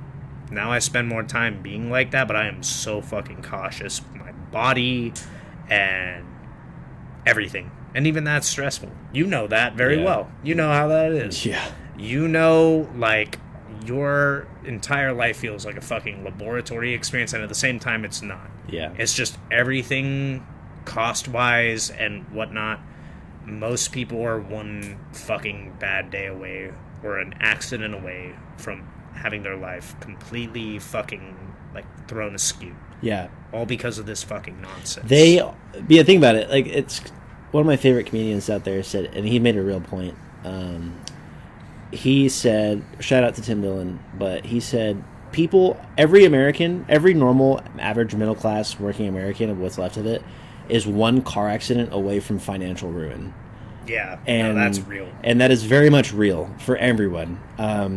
We are one accident, one car accident, one mishap away from complete bankruptcy. The fact that you can miss a couple dental appointments and get an infection or trip on a fucking gopher hole and break your ankle and be however many ground down the drain, and that can jeopardize your life right now, is not only ridiculous, it's draconian and medieval. And much of the world right now that unfortunately has circumstances going on that are just kind of sketchy. Yeah. It's fucking barbaric. It's scary. Oh my god. In the West, we have criminalized homelessness. Yeah. As somebody who's been jeopardized with that in different periods and portions of my life, to know that that's the state that we're in, that's the cage closing on the rat trap for not just a person like me, but many people. It's fucking horrifying. Imagine being made homeless by a system you didn't ask to be born in, and a system that actively is there every day to take advantage of you through various scams and financial means. And then being made homeless, and then essentially being made illegal. Why the fuck didn't anybody wake me up earlier? We're already in the Matrix timeline? Fuck. Imagine that was fast. I'm 27. Oh, that went by quick. But then, people gawk and laugh at, or... Have they awakened the Saturnian kaiju yet? Oh, yeah, I know this timeline. You're fucking with a wizard right here. Yeah, at this point, I would just say release it all, because... Oh yeah, there's the. Oh yeah, look, that's the Fresno Cup we're talking about. The This racing. podcast sponsored by Whoa, look at that go! Fresno. Mazda. We are sponsored by Mazda. No, we're not sponsored by Mazda. But no, that's what we've been reduced to is living our life by the most every day. But that was my point. Your life is basically a combination of carpe diem and be incredibly careful not to break your glass bones and paper skin. Right. You only get one life, and at any given moment, you're also playing Dark Souls for some fucking reason, it appears. In America, you're constantly playing Elden Ring. It's a hurry up and wait Elden Ring simulator that we're living in now. And God, is it too fucking real. Like, I just can't even fathom it, but like, live your life the most every day. Go take risks that obviously that don't harm your body and make it hard to live. I'll say that, yeah. What I'm saying is go live your life the most every day. Make the risk. Tell that person that you love them. Go try something you've never done before. Go be stupid and fun at your job, anywhere. Go be unapologetically yourself day in and day out, contrary to what the generations before you have said, because life is finite. And you and I and Travis and everyone out there in the world need to go and make the impact that we feel we are called to make, to live our life peacefully like we've been feeling like, to go make connections with other humans because we're wired for a connection, to take any type of risk that we can because we have to. There's no alternative. The alternative is complete and utter despair and serfdom in the system that we are now living in. Go chase every and any dream that you have. Make the most at it. Because what are you going to do? The reality that you create by standing still is a reality that doesn't ever happen. You have to go. You have to move through life. You have to make your action a meaning. Your meaning and purpose is not defined by what you think. It's defined by what you set into motion in this life. You have to take action and make your lifestyle and your life align with what you want to live.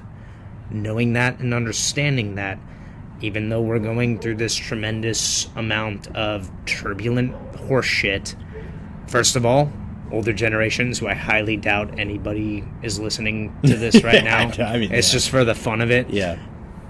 Shut the fuck up. You eat literally out of the palm of my hands with what I do. You loved this shit in the 80s. You still fucking love it. So, I said I wouldn't offend anybody. It's kayfabe, motherfucker. It is. Younger generations. Look. Your life, ultimately at a different portion and period of time, whatever that might be, you're going to realize and determine you have a lot more autonomy and say in your life and your life story than what you might think on the surface, regardless of what civilization and the people around you that affect and afflict you with all kinds of different ideas and concepts of the world being a scary place or you not having much to say. Look, go for what calls to you.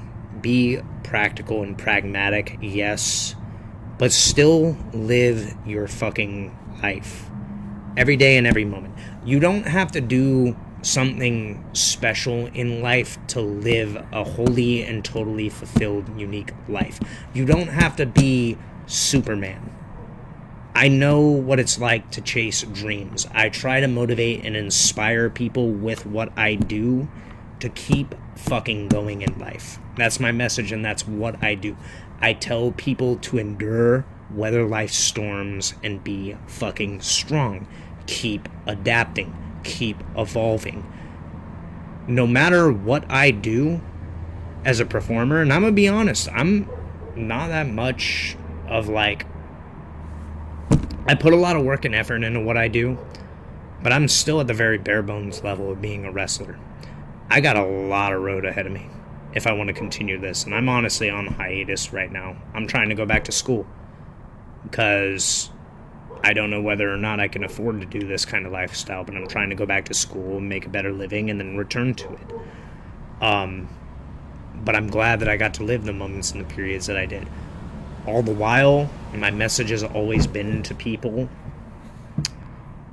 endure, weather life's storms, weather life's struggles, learn from them, grow from them, become who you want to embody in your life. You can go and apply that circumstance to anything and everything. You're not required to follow anybody's like mainframes of ideas and aspirations of what the fuck their expectation is. They got their own fucking life to do that.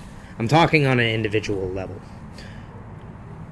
Everything and how civilization and society has always worked has been a scattered hodgepodge, messy process that always seems to kind of like entangle and somehow work out. That's just how it is.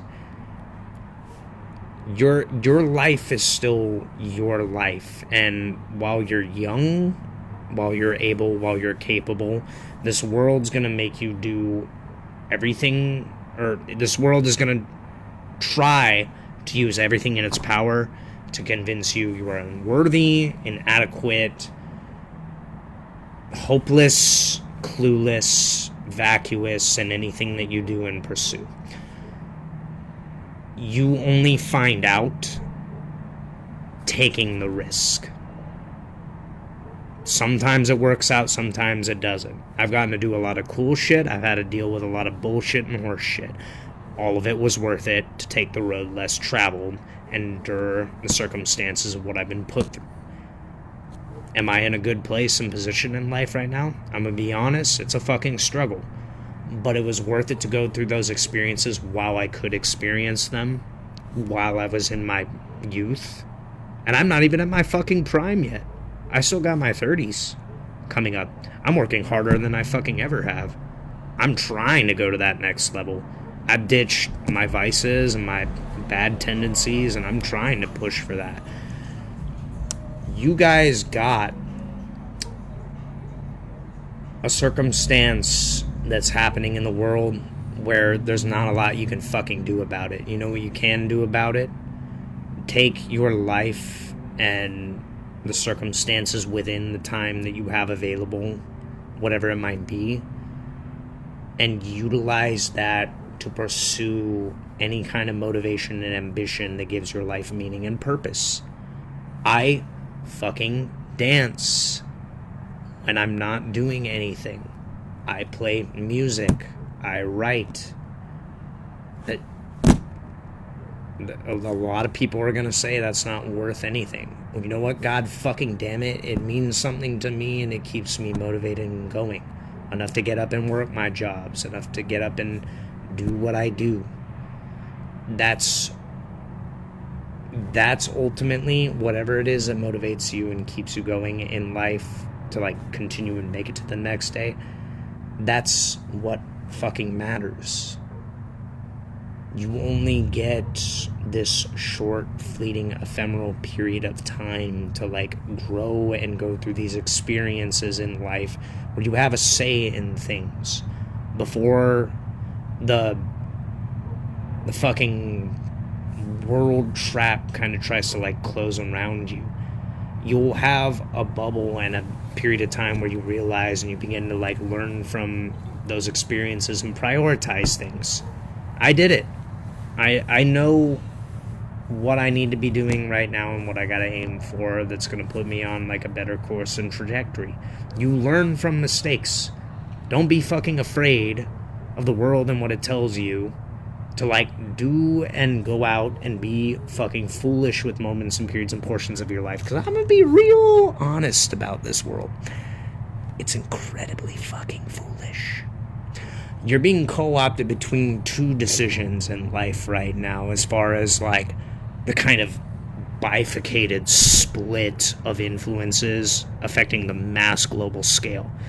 Do we basically go to like a de-evolution and a slow degradation of our society and civilization based on the current like financial expenditure and all the things not being addressed global conflicts steadily just turning into a fucking quagmire again, not going anywhere, turning into like these stupid whatever they got going on, and we de-evolve into like 1920s fucking Boston, but everything being a pre-programmed Disney 700 club that you basically are co-opted into mandatory participation, you know? And then slowly that all erodes because we can't afford this kind of bullshit, and we know it. Yeah. And we basically like de-evolve into some weird solar punk cottagecore type shit, which I'm honestly optimal for. Like, I wouldn't have any problems with that because I spend a majority of my time outside anyway. Yeah. I'm cool with that. Or do we go with the fucking shut-in tech nerd, you know, sociomancer, megacorp, Warhammer 40k, Promethean, death by fire and potential fucking, you know, thermonuclear annihilation? Wow, what a bunch of lousy options. Yeah, it kind of sucks. Why is this world so dualistic? Yeah, why are there only ever two fucking options is my question.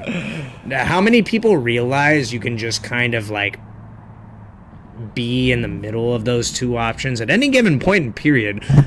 Some Zen wisdom for you.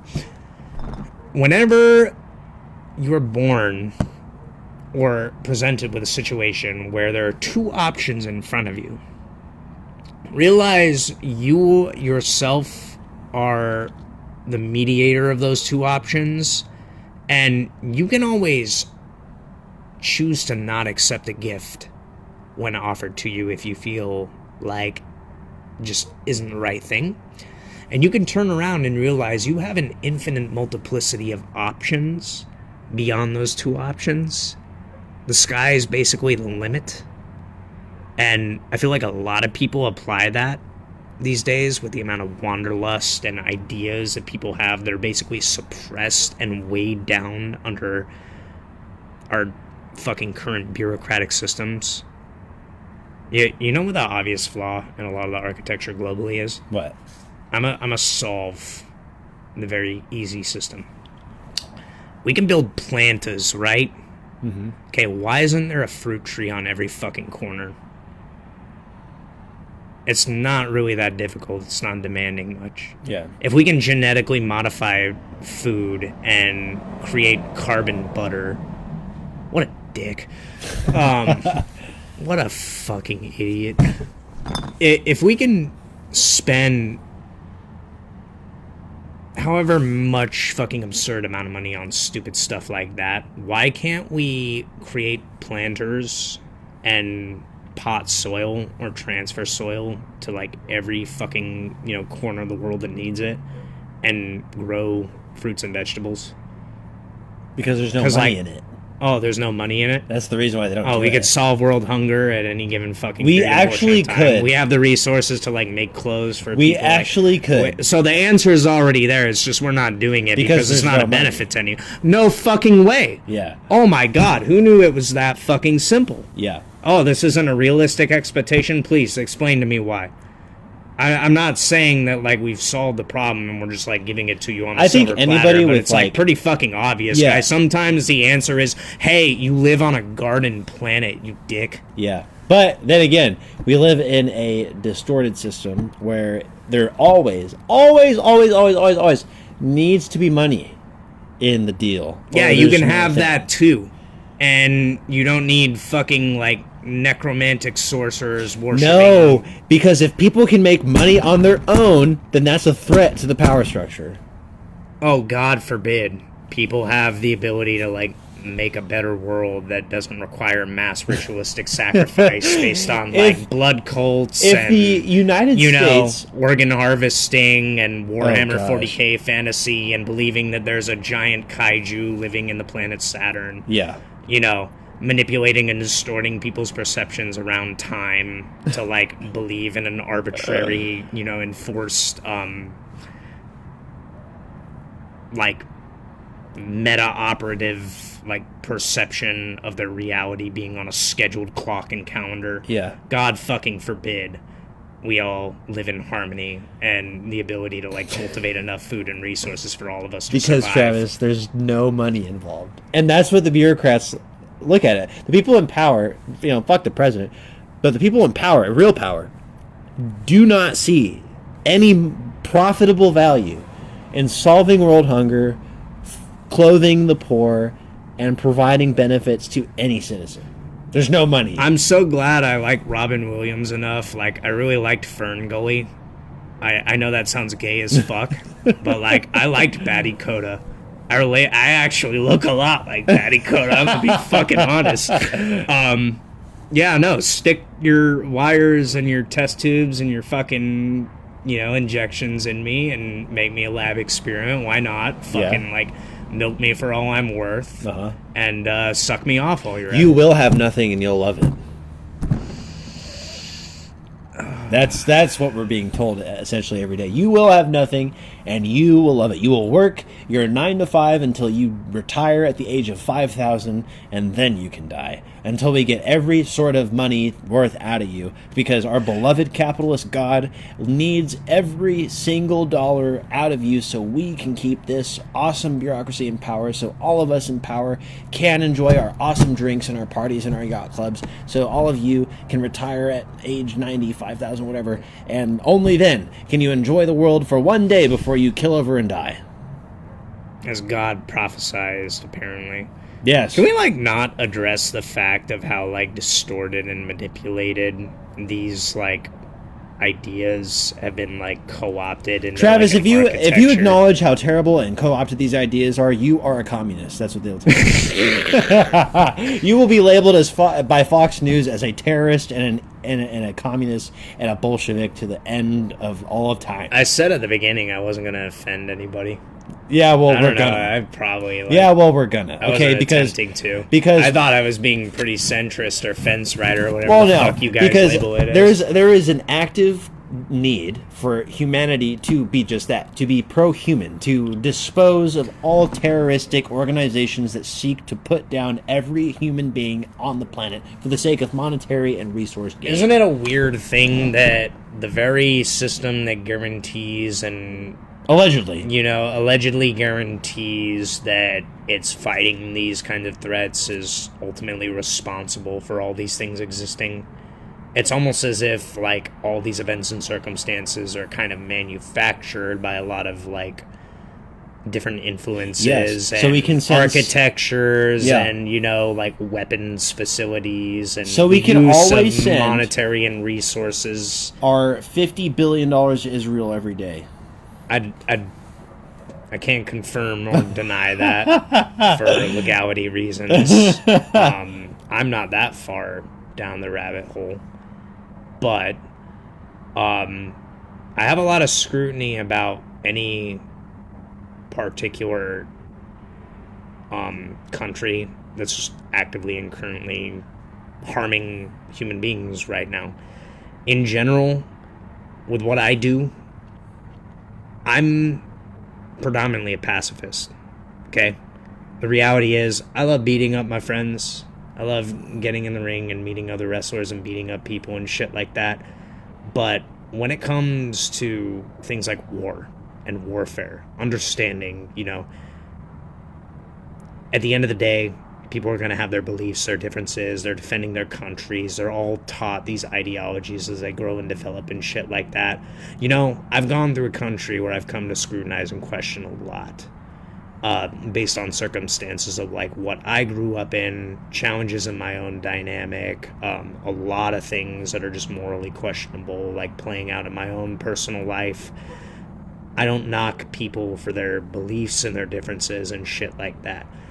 I knock when I see paradoxes and flaws in logic that lead to people getting killed. And I don't care what your background is. I don't really care what, effectively you have as an influence or an ideology in your life. I believe in questioning things. Everything. I believe in scrutinizing things, and I believe in, thinking openly about the world you're living in and the influences around you. A lot of situations and circumstances I can understand. there are people who grow up in places in the world where you're not allowed to. So, at the end of the day, when it comes to war and warfare, I understand a lot of people are pressed into circumstances they can't really change, they can't really opt out of. They're told to defend their countries, their ideals, their beliefs, their families, things like that, no different than how we are over here. And the reality is, there comes a point in time where if you're really kind of like aware of the world you're living in, as daunting as a challenge as it is, you realize every country is doing the same fucking thing to one another. It's a lot of different influences and high positions of power and authority directing a lot of young and middle-aged men to go sacrifice and put their lives on the line to defend people in their nations. And, you know, we have our differences. We have our things like that. I'll play that role of mega fence setter and centrist right now. And you know what? You can shit on me all you want, wherever you come from. The reality is, what I see is a lot of young individuals with potential lives dying for causes and reasons that oftentimes, when you look into them, don't fucking add up, don't fucking make sense, don't justify the level of like atrocities happening. And whatever the belief, whatever the ideology, there's a lot of paradox, there's a lot of cracks and holes in the reason and the rationale and the logic. And right now, we're in such a weird, dystopic fucking time period with a lot of influences at play. I'm gonna be quite honest, I don't think anything's justified. I think a lot of people are just acting out of what they're being told more than anything. I think a lot of people right now are following orders because they've been co-opted into a position where at any given fucking moment, globally, no matter where you are, your entire life and your lifestyle could be put in jeopardy by saying the wrong thing, potentially. For sure. Aligning with things that don't align with the status quo. Yep. No matter where the fuck you are, whoever's in power and whoever's in control. I believe that there's structures that are effectively playing and preying upon a lot of the global spanning governments and corporate interests that are fucking a lot of people over. I think a lot of people agree with that sentiment. I think a lot of people in the military right now, if I have anything to say to people in militaries, you know, right now, you guys are in the hot seat. You have a lot of power in your hands, more power than you think you do. And I think at the end of the day, a lot of you guys stick up to defend your families or your loved ones or the people you're close to. Maybe you relate to your countries. Maybe you have beliefs and creeds, ideals, you know, follow God, whatever the fuck. You guys have a lot more power in your hands than you think you do. And power comes with a tremendous amount of responsibility for a person like me. Karma's a fucking bitch if you wield power wrong. Use it wisely. Yeah. Not that I have any say or persuasion in anything going on in the world. I'm just some yuppie from nowhere. But fuck. Please don't do anything stupid. Yeah. And we have a choice, as we just talked about him. We have a opportunity and a choice as a generation and as a people in a country that is struggling to keep and defend the principles it was founded on. We as a people have a choice to fight and oppose in whatever fashion the looming threat of any type of anti-human fascism regime, AI, Leviathan, whatever, what have you, going forward. Tyrannical systems in general are the issue right now. And everybody in power that have the resources are on the brink of either remaining just an influence on their own or stepping into the realm of directly influencing the way that society and governments are run. And that is a really dark place and dystopic position to be in as a society, because then gradually the powers at be, the resources at hand, make it feasible to then gradually eliminate or make obsolete tenets of our society that we have held on to and taken advantage of and for granted these past 100 years. Even the right to free expression, the right to freedoms that we have been guaranteed, the right to just be human, the right to pursue any type of purpose or happiness, the right to be, the right to exist. These things, you don't think about it now because you think, oh well, it seems like a far-fetched idea of just having these liberties stripped or whatever. It just won't happen. Yeah. I would beseech you to reconsider and to understand that the usurpation of liberty and the usurpation of a freedom of life can at any point be taken away, whether you like it or not. It is a thing that can happen. You can be indifferent until they come for you at your front door. You can be indifferent for as long as you want, but at the end of the day, they will come for you. And by they, I mean the powers that be. So just be vigilant, be aware, be informed. And Jefferson himself said a well-informed electorate is key to a democracy. Our republic is fragile. Ben Franklin, all of our founders knew this. And right now, we're inching and inching and inching and inching closer and closer and closer to an imperial system. Oh no, we're monumentally rolling towards things that are very, very questionable. And I think even quote unquote normies, no is starting to they're beginning to become. Yeah. I had a small stroke. That people that are not aware of the world paradigm and the things that are shifting in the direction, that are distracted a lot by things going on, are beginning to become aware that things are off. So everybody is aware that we're steadily approaching this kind of tipping point of things going into this weird state of decay and decline. Yeah. To follow up on the Jefferson thing, understand, especially in the West and places like the U.S., with a lot of things going on right now that are just questionable on all fronts, to know that you come from a civilization that in its framework and architecture says you have these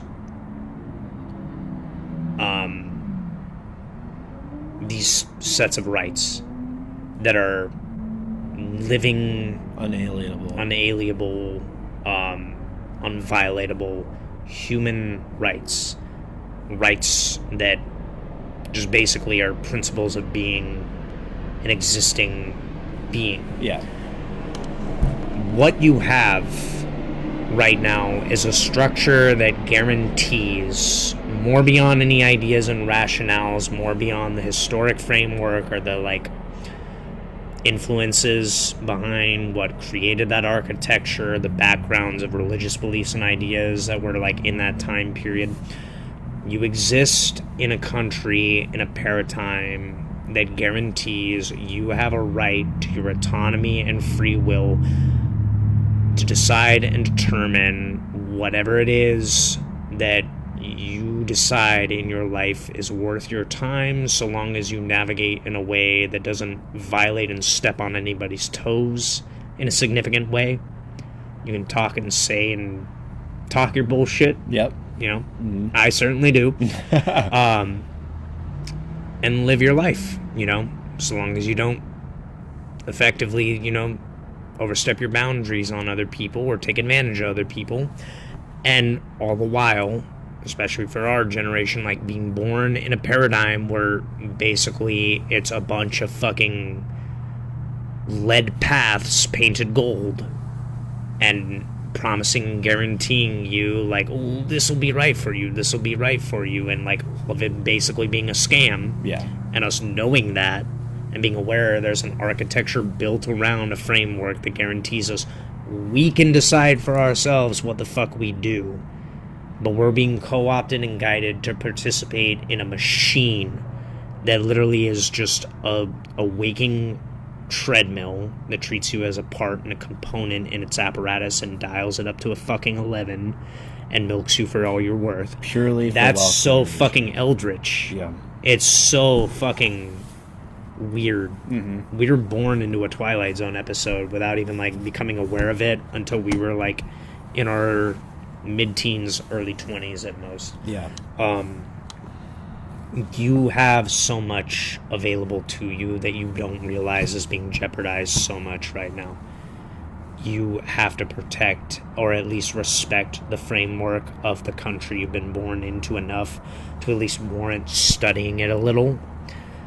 I would say if it interests you, study the world history that's around you, learn a little bit about the world from all different perspectives. Like, you need to broaden your horizons and understand the world you're living on and the powers that are at play, and the influences at play. It's a very fascinating and interesting story and evolution to begin with.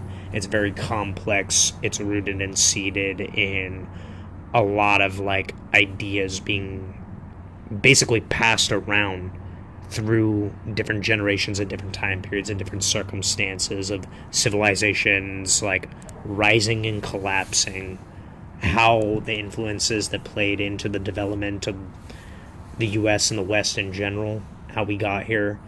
It is such a fucking like deeply insane, absurd story with so many layers to it. And the deeper you go, holy fuck does it get bizarre. Oh my god, in the modern day and age that we are living in, how fucking bizarre does it get? You have no goddamn idea.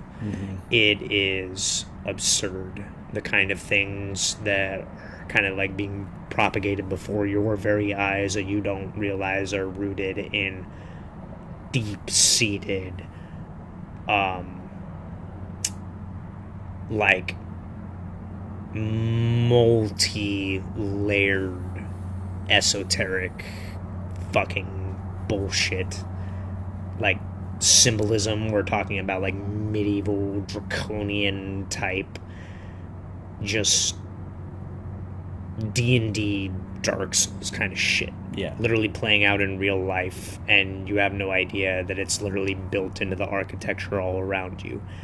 It's fucking wacky beyond belief. You have no fucking idea how deeply rooted and seated in every influence that's around you. But it is. And the people running your world believe in it to a degree that's somewhat concerning and somewhat warranting your attention and scrutiny, maybe. Yeah. It definitely gives you a lot to think about.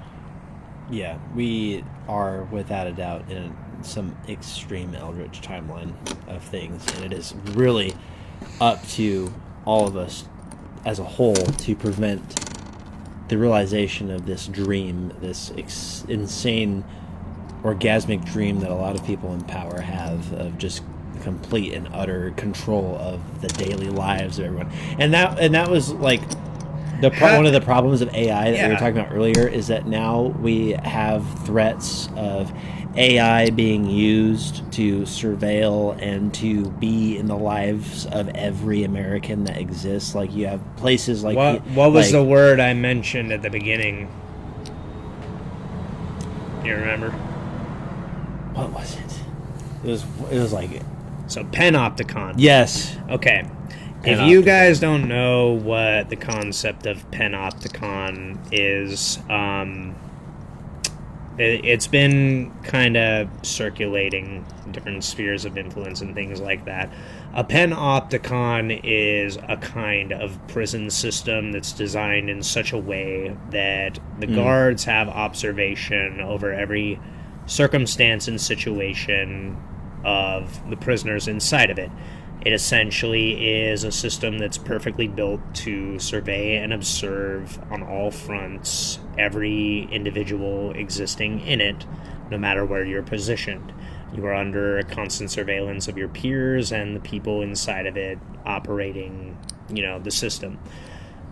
What we have created through our kind of dystopic, tech-induced current time period. Everybody's carrying around a camera and a tracking device basically in their pocket at all given times. Yep. You can be recorded at any given time. They want to implement more things that are going to make that more dystopian.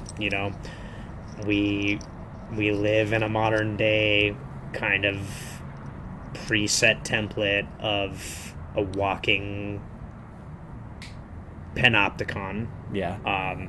More like a free roaming domesticated people zoo in a lot of ways. The way they want to utilize technology and the influence of technology and AI to install these kind of ideas like surveillance states. The idea in mind is to create a civilization that is so surveyed and under constant monitoring and surveillance on all fronts that you basically comply with whatever is, directed to you as the norm or whatever, through just knowing and understanding that you're constantly on camera. Yeah. You basically have no choice but to be on your best behavior. Because you're not going to do the things that you feel uncomfortable doing on camera, of course, out of intimidation and fear. I don't know about you, but I'll still probably get freaky. Yeah.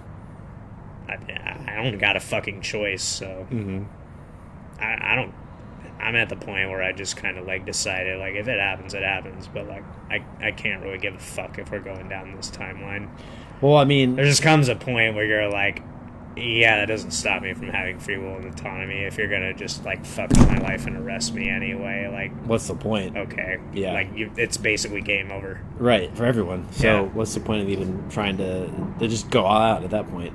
And even you realize how stupid this concept is. Yeah, because now, right, you have these awesome little AI-generated videos, right? That's a fact. But, right, we love AI videos because they're fun, they're cute, they're adorable. They also have a lot of fat people doing cool stuff. Wait, before we get into but this, hold on.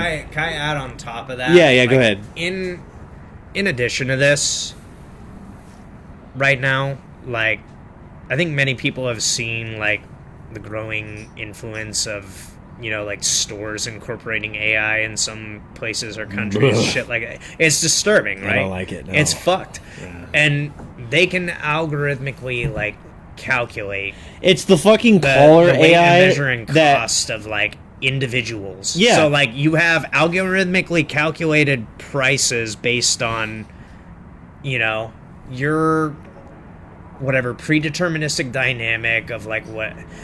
Your income. I'm not gonna go deep on this. A lot of people know about social credit and shit like that. If you're doing and you're keeping up with shit like this, it's just fucking Twilight Zone. But how much more of a Monopoly game or a fucking Las Vegas casino do you really want to see the world become? Because that's what it's turning into. It's a pay-to-win game that these people want your life to be. They want your life to be one giant trip to Vegas. They want you born in a Vegas casino. That's so fucking lame. Yes. Because this is the lamest fucking planet in the universe. It just... I'm sure this is what God wanted, right? It's very much... It trivializes existence to a bunch of money that you spend. And then that's This is some mnemonic, like, as in, like, mammon, like, goetic, hellish, like, fucking hierarchical architecture designed by some nut job. Clearly wanting money and power and control. There's some like cult bullshit going on. It's very clear there's a lot of like cult influences going on in this shit. Yeah, like, I'm sorry. If you haven't looked around the world and decided like, hey, there's like clearly a lot of people that act very clearly in life like a cult would. Yeah. Just in the rise and uptick in like mental disorders and people addressing things like, what's everybody's favorite word these days? Narcissism. Yeah. As a wrestler, by the way, I want to like address this. Everybody goes through a developmental stage where they kind of have a healthy amount of narcissism. You have to have an ego to navigate the world. What do they call that? It's a necessary fake it till you make it. Put a face on. No, that's how you become a terror. Kind of like an emotional mentally terrorist. Fucked in life. Yeah. You need an ego. An ego is necessary to navigate the world and circumstance. It's a persona. It's a character. It's a brand. And for you new age, like enlightened types out there, the biggest ego trip, might I remind you, is trying to get rid of your ego, because your ego is actually not real to begin with. It's a metaphysical construct created by your brain based on things that you identify with and build into a character. So you're allowed to navigate the world with that. It's just a matter of right action, proper, doing the right. I'm fucking with you guys. No, life is a game of doing everyday, ordinary, good things without expecting merit in return. It's a very simple game. It's just doing things for the benefit of others, not expecting anything, just doing them simply to doing them. That yields good things for you. You may not see and experience them on the surface, but there's life lessons and things you learn through that, and it gives you a broader perspective of reality. Yeah, I mean, kindness could go... kindness could be unrelenting in its presence on this planet, and I would have no problem with that. Like, kindness is not only a beautiful thing to witness in our day-to-day, but it's also a necessary part of human survival. It's the quality that I think is, like, bare bones kind of a requirement in this day and age, and a lot of what's lacking from in a civilization that's so divided by all these, like, multi-layered stupid arbitrary like things experiences. You have to realize or come to a consensus that you need to be able to effectively compromise and cooperate with people around you, not just for your own benefit and survival, but for the mutual benefit and survival of people around you. Like, that's what preserves and makes and breaks a civilization. In times of desperation and need, you're going to start seeing a lot of people, like, ultimately come together and set their differences aside anyway, because they're going to have to out of, like, needing it. So expect that. The reality is, I think what we're just going to see play out, too, a lot in this paradigm, as much as a Vegas casino as this is right now, here's the reality behind AI. Not only does it have a bunch of, like, credulous, scrupulous things, while it's entertaining, we're going to get into that in a second, but AI as a kind of like institutional investment is incredibly fucking expensive and resource heavy. Oh yeah. Oh, you have no the amount of idea. Water and forests and natural terraforming that needs to happen just to supply the data centers that run all of this is maddening. Dude, they've already calculated and predicted that AI probably has like 3 years before all the components needed in a data center need to be replaced. Yeah. It was predicted that it would take 6 years. They're now estimating it's going to be 3. It is a quarter of how much? It's like a quarter of $1 billion or like something like that. Oh, or $1 God. trillion. Like, I don't know if you guys have seen it, but there's documentaries out there or videos of like families that live near data centers and like their water is turning brown and contaminated. It fucks up everything. Because of the resources that these data centers need to survive. And like at night they illuminate the entire area and make it blinding for people that just live nearby. Like, it is a crazy supercomputer-esque unnatural blot on a piece of land that people must have because they love their AI videos and their AI data, that they need to have these data centers. You're living next to what equivalently is like the predecessor of some like Evangelion ass architecture. Yeah, it is literally if you know what I'm talking about. A monolith of data. Yeah, and it's just a digital temple.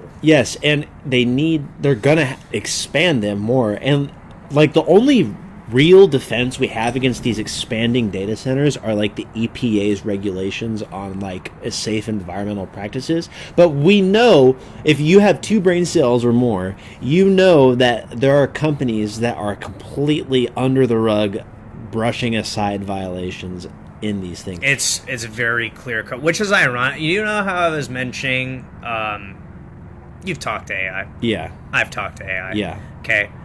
I went down the rabbit hole of why AI is so inclined to New Age language. Yeah. You've experienced this phenomenon? Yes. Okay, people familiar with this phenomenon of how the AI like makes everything a like stellar cosmic observation. Mm-hmm. A lot of AI development is targeted towards people kind of like in this like New Age influence, which a lot of it I'm going to admit I've looked into it, but I've always scrutinized and questioned everything around me. And I myself, you know, I'm a little dabbler in like things like Zen and meditation. Yeah. But like, it is what it is. Everybody's got their like weirdness or spiritual whatever, right? It's such a weird fucking time period. AI and its affiliation with this kind of like utilization of New Age language and shit like that. There's a weird legal linking to that has to do with kind of things associated and affiliated with like globalism and kind of ideas having to do with like Gaia. Mm-hmm. If you've heard of this, it's this weird kind of like Greek affiliated and associated sphere of influences that basically believe like the planet is a sentient thing. And you know, I don't necessarily like believe wholeheartedly in a lot of like credulous things, but like I grew up around a little bit of like Native American folklore and shit like that, so like the ideas and concepts behind things like animism, that was understandable to me. There are certain people that believe things like minerals have consciousness. Things like globalism incorporate these kinds of ideologies and belief systems into a legal mainframe that can oftentimes be absurd enough to basically put the value and influence of things like specific minerals. They basically like have things ridiculously claiming that like or rock has more value than a human because it's a conscious aspect of living material. Yeah. Okay. If that's what rocks your world or gets your rock off, yeah, I guess. Yeah. But, you know, in the current paradigm and influences going on, you know, it obviously sows a lot of scrutiny when, like, it's we're talking about like corporate interests using and cooperating and co-opting like religious or spiritual beliefs with law.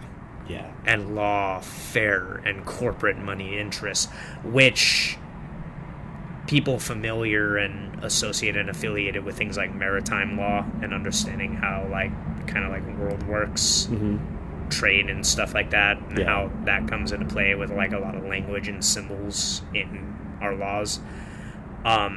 There's a very deep-seated layer of very clear like politicized and kind of like weird culty influences that have to do with distorting language and using, you know, belief systems and shit like that to basically like pass laws in a multitude of countries, you know, that allow certain people, certain corporate interests to manipulate and control portions of resources, portions of land, shit like that, you know. I find it very interesting and fascinating that a product like AI, which essentially is a lot of mineral component, like, yes, electronic components, but predominantly like silicon and shit like that, not only does it utilize and actively explain when you bring up these kinds of things having to do with new age ideas and things like that, it kind of plays into a lot of like things relating to globalist legal frames when it has to do or come into like issues of people basically deciding and determining to make a legal frame that weighs and measures like biological life forms like human as a kind of product that can be algorithmically calculated in its value, no different than other materials around the world that basically are also having numerical values put on them. Yeah. At what point does the world just become a kind of arcade and a sandbox at that point, and everything having a numerical value on it that's predetermined and controlled from a top-down system, you know? At what point do you kind of look at what that is and be like, oh no, we're all living in Fortnite? Yeah. Or we're all living in, yeah, like just open world battle, a pay to win or pay to live, video game. Yeah. And you're basically like having to navigate what essentially are just societal cults in a lot of ways. That's not to mention too a lot of the influences when it comes to AI architecture and the building of it. There's a lot of like psychology at play with AI, which we'll get into with the I want to get to the entertainment. I'm tired of like getting serious with this, but AI, it's very clear, and it's been mentioned over the last couple of years, of the next looming threats going on in the world were very clearly having to do with the potential for psychological warfare, the growing concern of mental health, and the rapid decline in mental health, especially in the West, but like growing around the world, very evidently and obviously. AI, in a lot of ways, it's very openly kind of showing and demonstrating it reflects people's psychology through language-based models. You can actually ask it that you can ask it this, and this is what it says, and it demonstrates. It is pulling from a data bank of information from the internet, but it basically is rewording your own thoughts back to you as a kind of mirror through language models. Yeah. There's a multiplicity of psychological ideas and different things at play with the development of a technology like this. And the ironic thing is, like, the concepts and ideas behind a technology like this stretch back in not only like the development of like Cold War technologies, but like as concepts that people have talked about through different periods and portions of history. There's a lot of like really wacky shit out there that I'm particularly fascinated by. I am a weird fuck. I am a very weird No, fuck, it is interesting. honestly. It is interesting, especially when you get to like the images and the compilations of things that are being put together with the entertainment aspect of it. How AI generates images and fucks them up at like some points in times, as somebody who's very interested in the realm and territory of some like psychonauty bullshit, you know, it's very clear it's got some like weird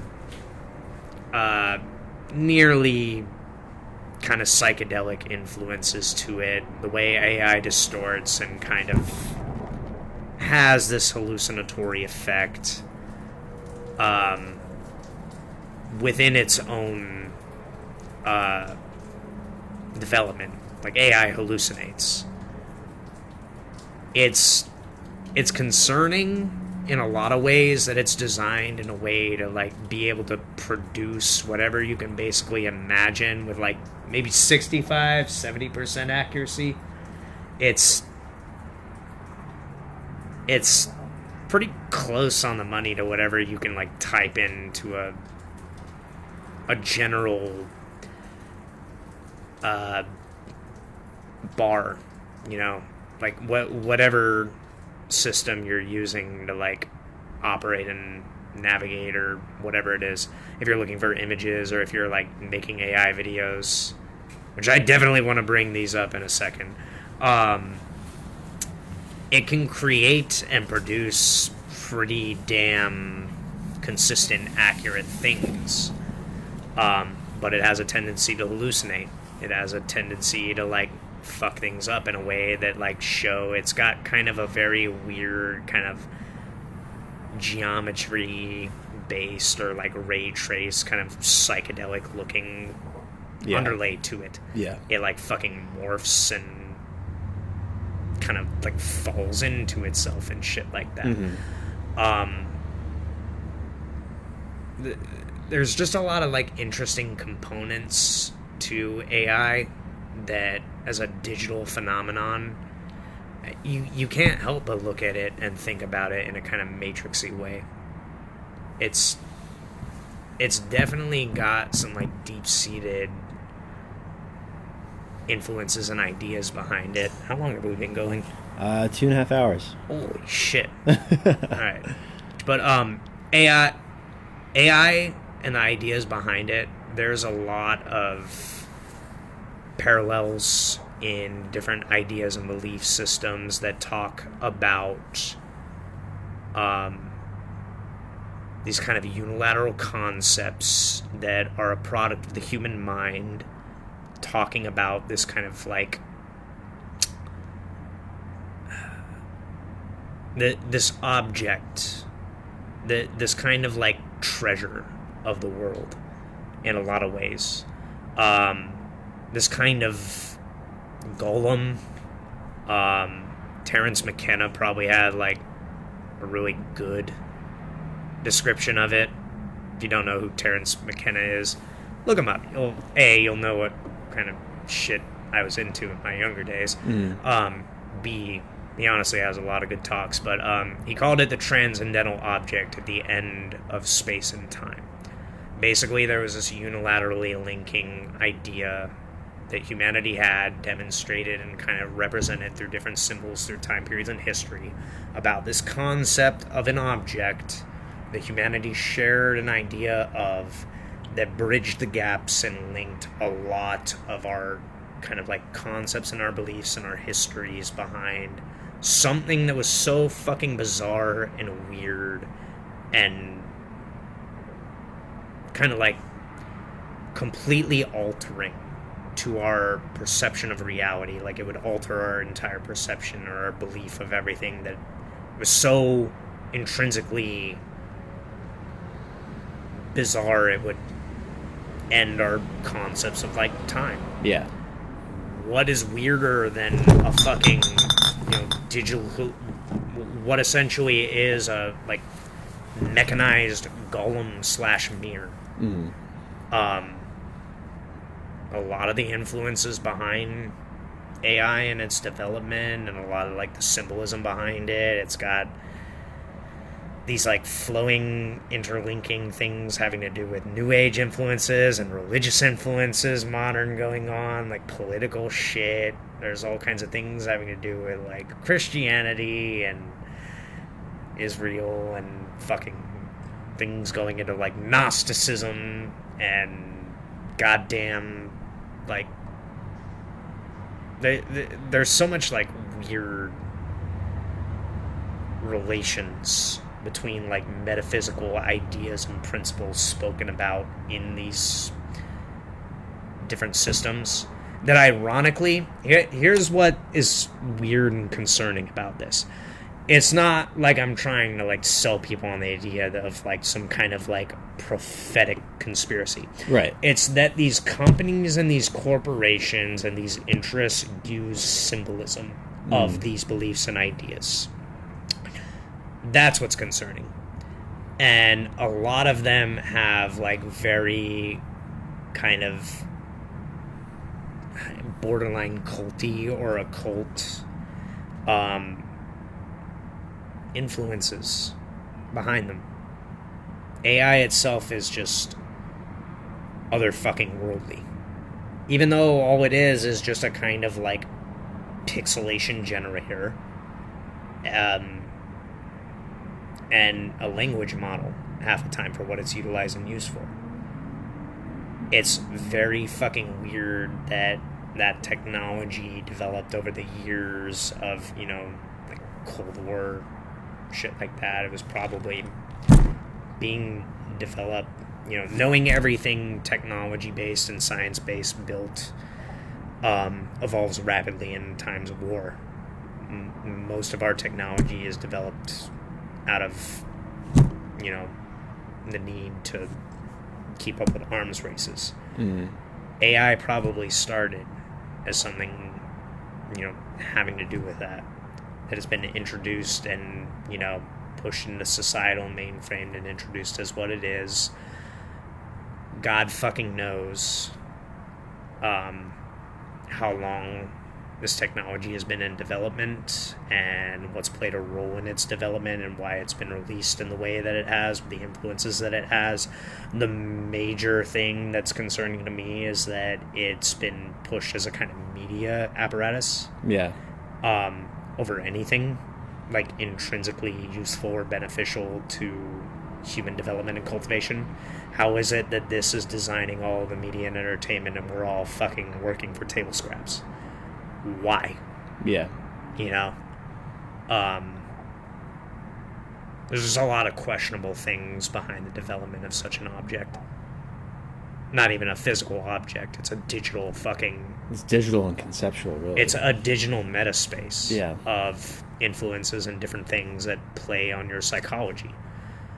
And at the end of the day, it mirrors your psychology and how you interact with it back to you. Mm-hmm. So it's a metaspace that both reflects how you treat it and is probably collecting information on Absolutely, how you interact with it. Well, like now, like if you use any type of like alarming or certain like interesting or how would you say it, like rash language or potentially harmful language, now ChatGPT, OpenAI will like flag it to where it like reports you to the police. Aw, it's vanilla now? Yeah. So like if you like were to have some like deep talks about like, mental health or like self-harm or like having anger to some people, like it might, don't quote me. Okay, that's different. Like it, like so, if it's an emergency thing, but yeah. Like if you're, I can see why that is because it mirrors and reflects your behavior back to you. Yeah. If it's a mirror in the way that it works, and I've heard stories and I understand, like, people have told it and expressed it pretty, like, severe things that they've been dealing with in their life. Mm-hmm. The way they addressed it, it basically answered back like, bummer, here's some ideas for you. Yeah. That's fucking terrifying. That's some Dahmer shit. Yeah. Like, it definitely is sketchy. Mm-hmm. 'Cause, like, there'll be moments, but like... it's a mirror, the way it's designed. Yeah. Like, and I think a part of that, too, what scares me is if it's designed like that, can you really hold anybody accountable? All the while, too, mind you, the next however so many years, they already said that AI basically has no guardrails. Yeah. Its development and advancement. Why the fuck would you make it like that?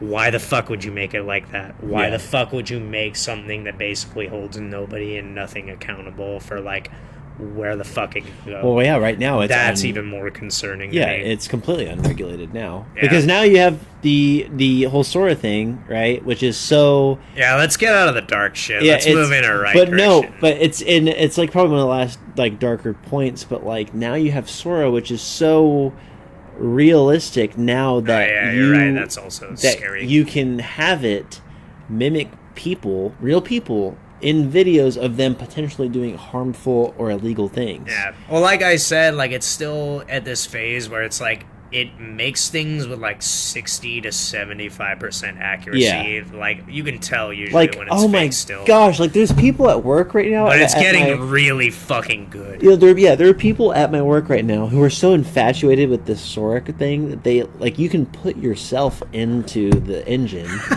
and make videos of you doing things in certain garb, like anything you want. Like there's this coworker I have that he puts himself. So it basically is gonna, like, get turned into from something cool into just another fucking lame but Facebook app. he has videos of him, like, singing, like, songs or, like, guitars with, like, another coworker, because you can, like, merge people together. So, like, you can that's like worse. Yeah, it'd be like if you and That's I even worse. Yeah, so, like, you don't even have to be a real performance yes, male yeah. in order to So no. literally, like, Travis, it's like if you and I said, okay, now make me and Travis, like, doing a guitar duo in a country bar. That's a whole new level of just, like, loneliness and it would do it. depression and Yeah, and it would where do you it. can fake yourself doing the things Yes, that you, like, exactly. want to do to make you look like you. Exactly. So now people can put themselves in AI situations where that they don't exist, or of them performing things that they could otherwise not perform. See, this is why I'm glad I'm weird and hippy-dippy and spend most of my time just outdoors. Yeah, because, like,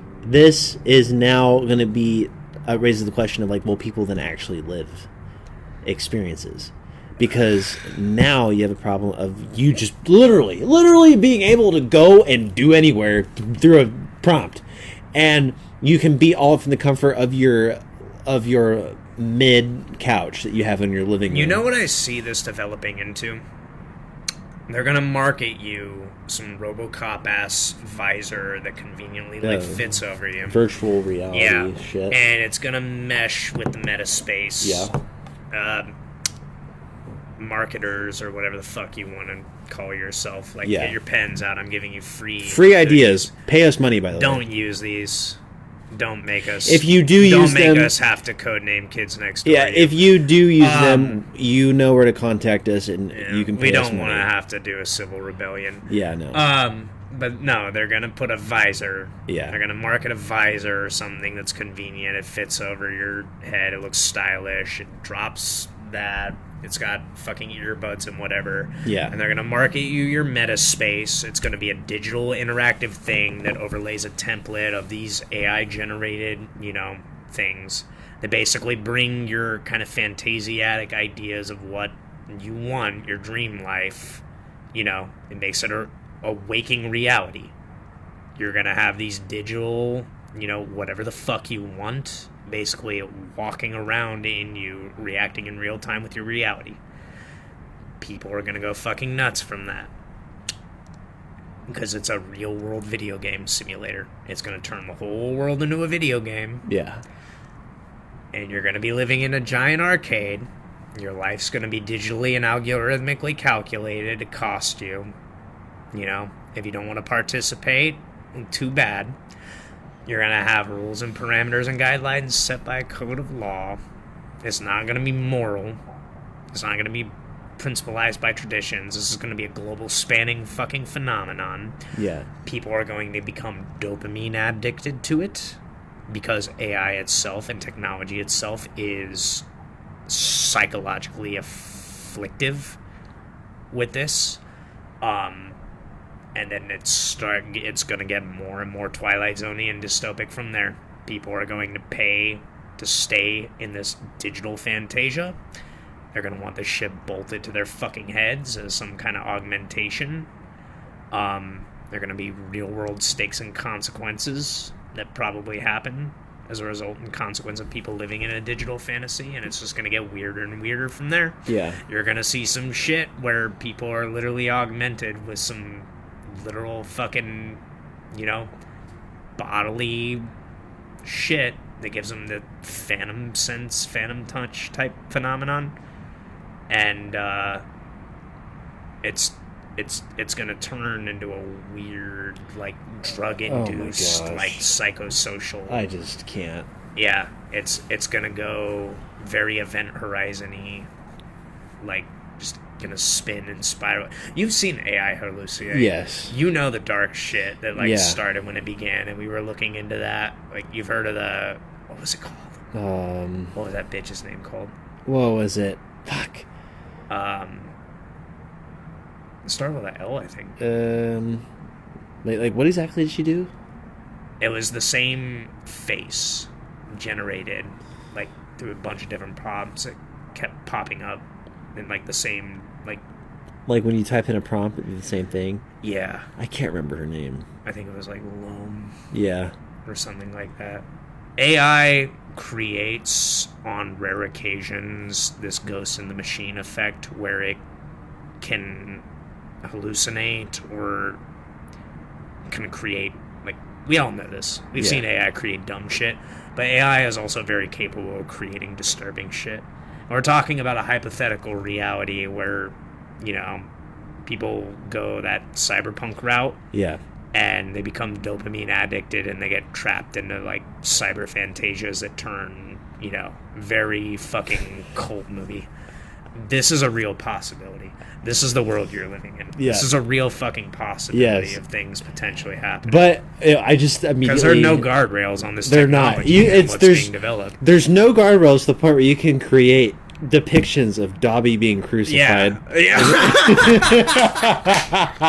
You could do anything with AI. You could make Dobby from Harry Potter. Please AI generate me a picture of Dobby being crucified holding a number one boss mug while wearing a sock on his ear. And he's smiling about it. And he'll do it. And it's like great. And it's fun and we love that. It's fantastic. We love that. Yeah, but now it's even better because you can make videos of let's Dobby. Please get away from the dark shit. Yeah. Let's start talking about the positive shit. I've been waiting to talk about. The positive part of AI is now there's a certain level of comedy that has yet to be achieved that AI can do. So now instead of pictures of Dobby being crucified, now you can have videos of Dobby being crucified by Roman soldiers from the first century, and it's so fun. And you can make Motifa AIs. You can do AIs of people at Planet Fitness riding dirt bikes on a treadmill. You can write. There's so many fat people parkour videos that we've seen. Like anything, the world is your oyster with the new video. The only thing that is unfortunate is that obviously, like, the amount of resources it takes of everybody generating videos at once is, like, insane. I can't even fucking imagine. But I'll be Coruscant level shit. Right, I'll be at work and I'll be on break or at lunch, and if I have nothing else to fucking do because everyone takes 1,000 years to respond through text messages, I'll just scroll on my phone. And I go on Instagram, and I'll go on the Reels, and the insane comedic just wonderland of crap that I see is just such slop that it's so fun, though. and I just can't get enough. Like the amount of the one that really got me was that one I already mentioned with the dirt bike one on the treadmill. Yeah. And seeing people fall, like the amount of crazy stuff. I'll be love laughing. watching people explode for no reason. Yeah, like I'll just laugh. I don't know. And I just can't do something it. like timeless about that, like Looney Tunes shit. It's slapstick. It's great. good. Yeah, no, that's exactly what it is. Yeah, it's like the slapsticks. Like it's weird, like Gen Z humor slapstick. Yeah, like seeing the chiropractor throw a 90-year-old woman through a ball. Oh my god, that one's fucking and he's like, great. "Oh, are you good? Are you okay?" And she's like, "Yeah, I feel great." When this shit first started popping up, like one of the first videos that Anthony sent me of this, he's like, "Hey, this is a thing now." Was a dude doing chiropractic, and I almost thought it was real for a second. I didn't realize it was AI generated. Yeah. He grabs this lady, I think, by like the nape of her neck and proceeds to throw her through a fucking wall. Like Goku. Yeah. And it took me a minute to realize it was an AI generated video that was like borderline close to realistic in how it looked. I couldn't fucking believe that it was AI generated for a second. It looked like an 80s special effects like practical effects studio made thing. Yeah. And I had to sit there and like think for myself. I was like, what movie is this from? And then I realized it's an AI generated video, and I was like, oh my fucking god, we've actually like done it. Wait, yeah. Yeah, it's we're you can full blown like moving in the direction of the singularity. Yeah, and people are making so many funny, like even like social commentary, like they'll do ones about like college or like the economy or like whatever, and they're so true and funny that like so as much shit as I've talked on AI, these videos over the past couple days have like been keeping my. But this is what I mean. Like this is the good fucking like great. Yeah, this is the good potential of AI. This is the great part. Yeah, of like AI. there's acceptable uses of AI, and this is definitely one because just like the funny crap. Yeah, you know, like for the time being, this is a cult phenomenon. Is fucking great. Yeah, I think everybody can agree on. And it. like the videos, for example, of like you get like the Nissan Altima fucking crazy like crash videos, or like even the Dark Souls Elden Ring videos of like Jesus Christ skateboarding across the lake. Yeah, that shit is funny, and I'm here to stay for that. I've seen so many like Resident Evil like custom bosses, and they're fucking all great. Like they're just the most ridiculous shit. Yeah, I mean, as unfortunate, it takes so much resources to generate, but at the end of the day, like it is a new type of comedy, and a lot of it is dark,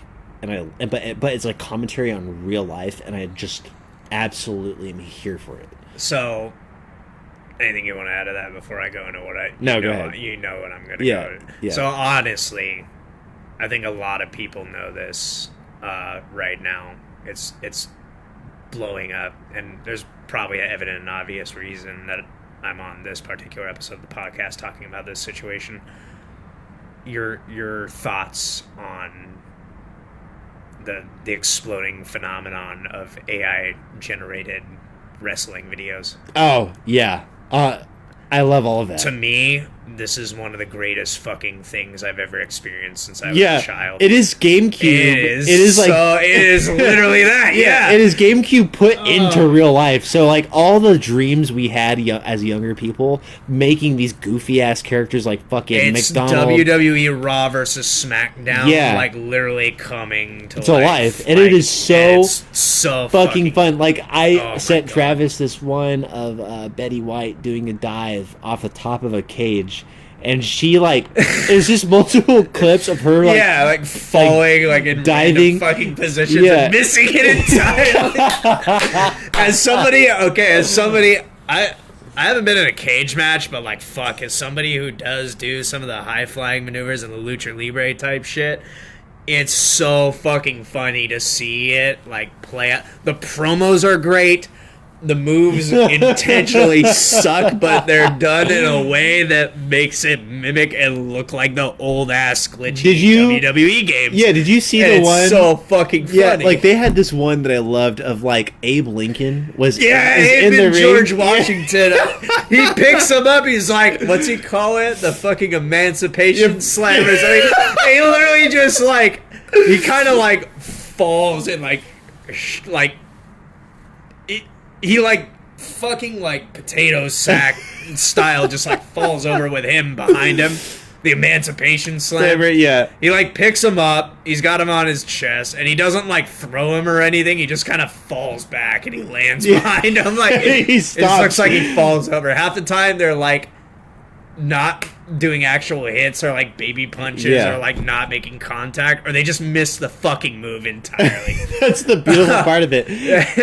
There's one with Queen Elizabeth, and she's like sitting, and like Stephen Hawking is sitting next to her, and they're like snorting coke on a board, and Stephen Hawking's chair leans back, like he's sitting there, and it has some like hydraulic shit going on while the Queen is, you know, doing lines. And then for no fucking reason whatsoever, like the early 2000s game, Stephen Hawking flies out of his chair and does like a fucking moonsault towards the ref and completely misses and hits the rope.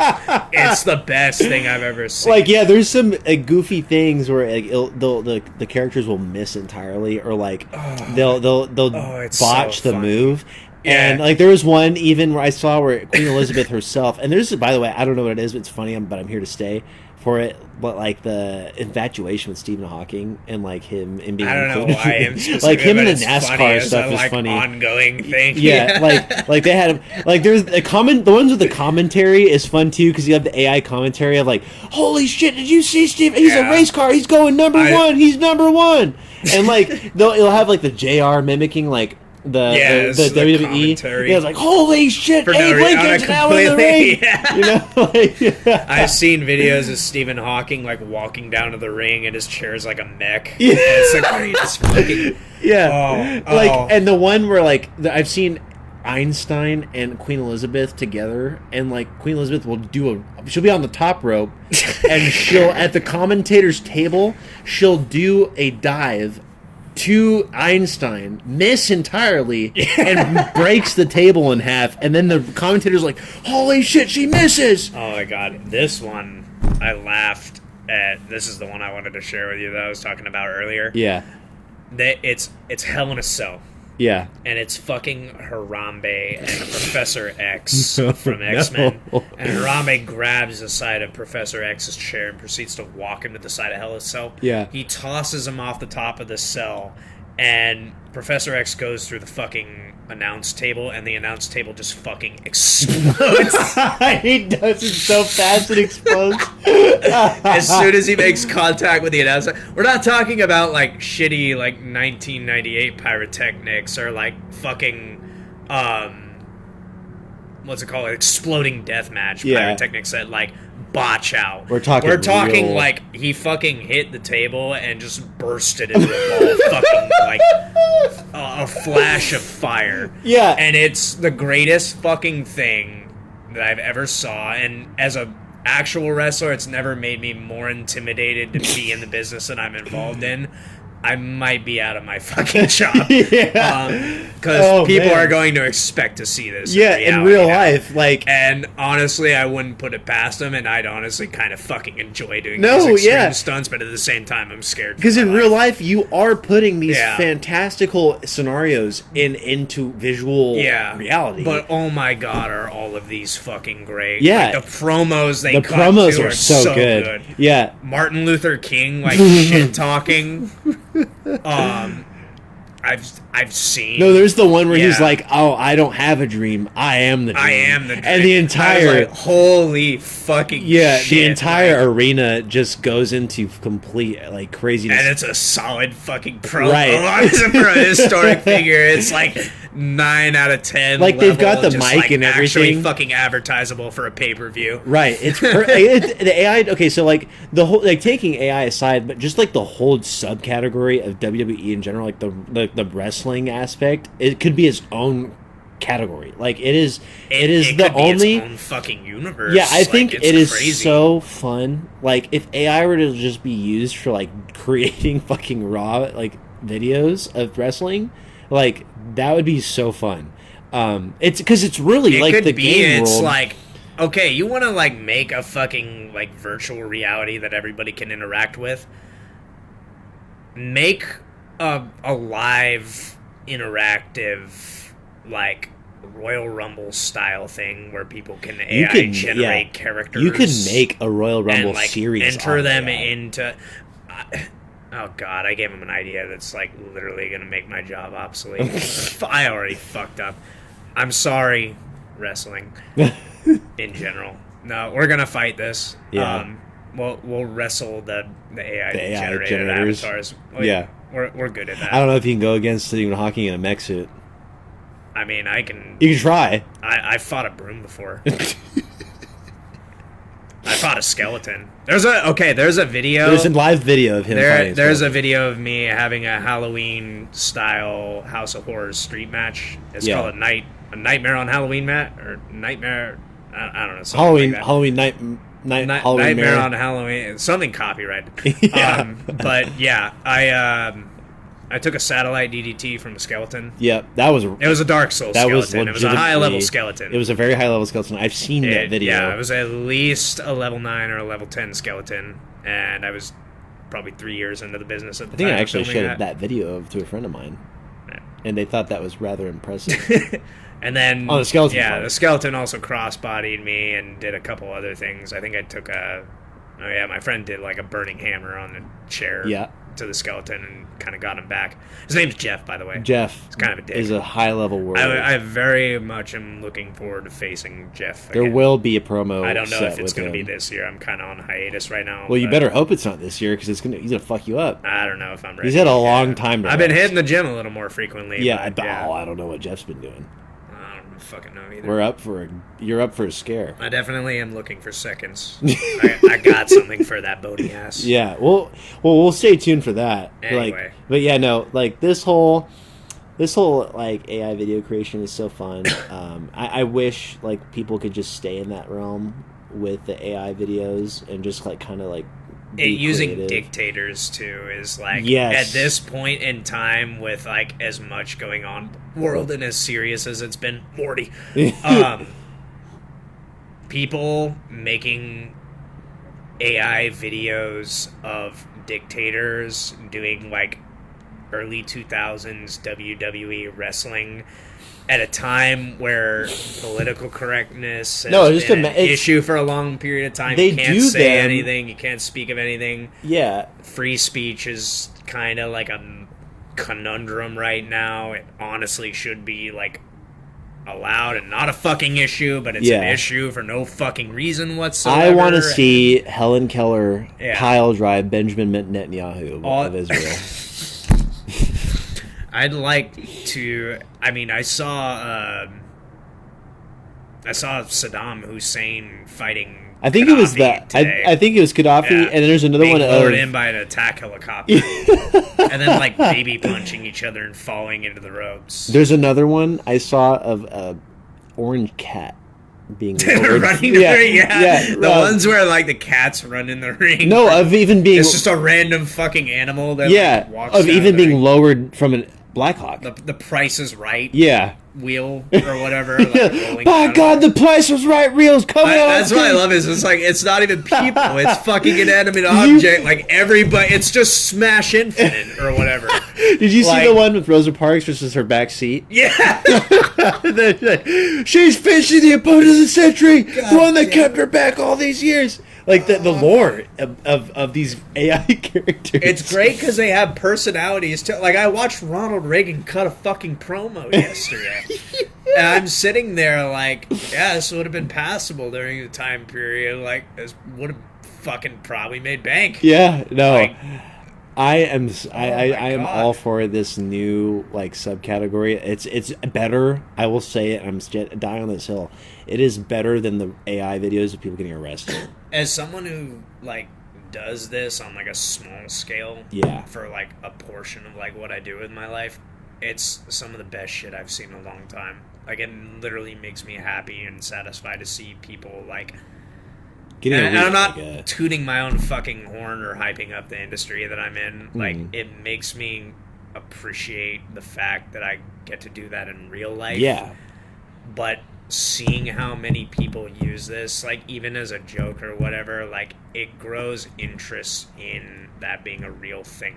Yeah. And the thing is, like, our business is 100% that. What you see happening in AI, what makes it funny is the joke of what wrestling is. But the reality is, that is what wrestling is. It's casts of characters from all different walks of life and, like, influences. Mm-hmm.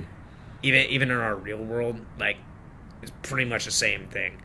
Seeing characters you would never fucking imagine in a wrestling ring doing shit through these videos is some of, like, the best and unilaterally, like, uniting things that everybody can laugh at. Yeah. Even, like, when it uses shit that people would, like, try to nitpick and create, or, like, treat as morally questionable, how can you not fucking laugh at it? Yeah. It's almost damn near impossible not to fucking laugh at how absurd and ridiculous all this is. And wrestling being what it is, amidst all this fucking politic and belief-based insanity, mind you, here's the funniest thing to me. As a wrestler, you know, people know these days what we do. You know, they're in on it. Okay? Political theater right now, and politics, the ironic thing that's going on that a lot of people don't realize, they stole fucking kayfabe. And you don't steal kayfabe from wrestling without that coming back to bite you in the ass. And in a lot of ways, this kind of shit, funny enough, feels like a cosmic bitch slap. Yeah, it does. Of kayfabe playing out in a mass, just like the weirdest time and place, ironically, that can potentially happen. Everything feels kayfabe now. Everything, like, it's the gloves are just fucking off. Yeah. Everything's so fake it's real, and everything that's real is fake. And it's just such a mixed game Now, of utter fucking just nonsense. now go ahead and remind people what that is. So, being who I am, I can't, like, super explain kayfabe. Of course, yeah. Because we doing what we do, it's part of it. Yeah. But as far as what we do and what, you know, we put ourselves through, everything that we do is real. Wrestlers work very fucking long days, have to usually work our day jobs and shit like that, deal with all the regular circumstances that most people do. We gotta plan out these events in advance, travel and circumstances and things like that. And we put our bodies and our livelihoods and bits and portions of our life and our lifetime and our time away from family and the people that we love and admire on the line to do this. Yeah. As a performance. And it's more than that. It really is a fucking real thing for us. We put our all into these moments that we actively live.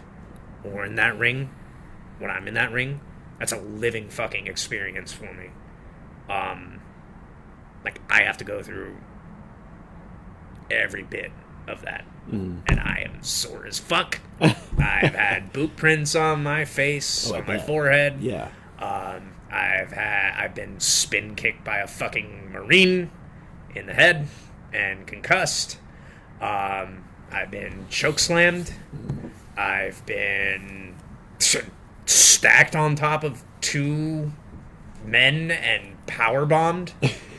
I've been. Oh, I already brought up the skeleton. What else have I done? That's just like a small list of things that I've been involved in. I've gotten to do all kinds of really cool things. I've got to travel to a lot of cool places. And I've gotten to meet legendary level fucking people. It's real. Everything that we do is fucking real. Don't believe me? Go pull up that clip of Roddy Piper. Not an AI generated one, but the real one where he's on, I think it's like the Tonight Show or something like that. I'm not for certain, but he shows people his metal fucking hip. Is real. What we do. Yeah. When it comes to the performance and the entertainment aspect of it, you know, the crowd is just as much a part of that. The interaction that we have with our fans is just as much a part of that. You guys bring it to life. Without you, there is no wrestling.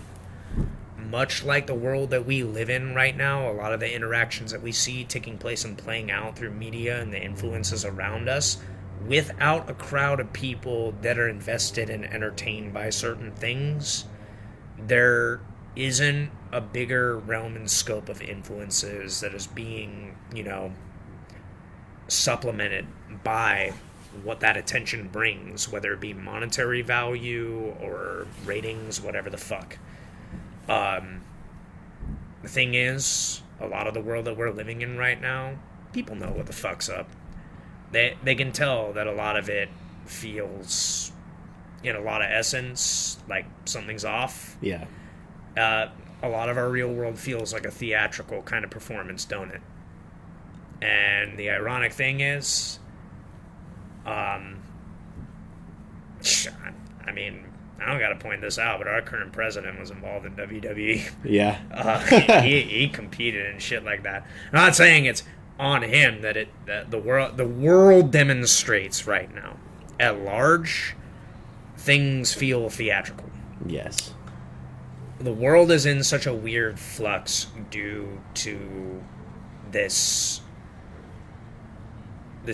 entire influence of the internet and AI and how much attention is on it. The entire world has just become a kind of thunderdome of influences from all kinds of different backgrounds coalescing to create this bubble in which the world just don't feel fucking like reality anymore. Yeah.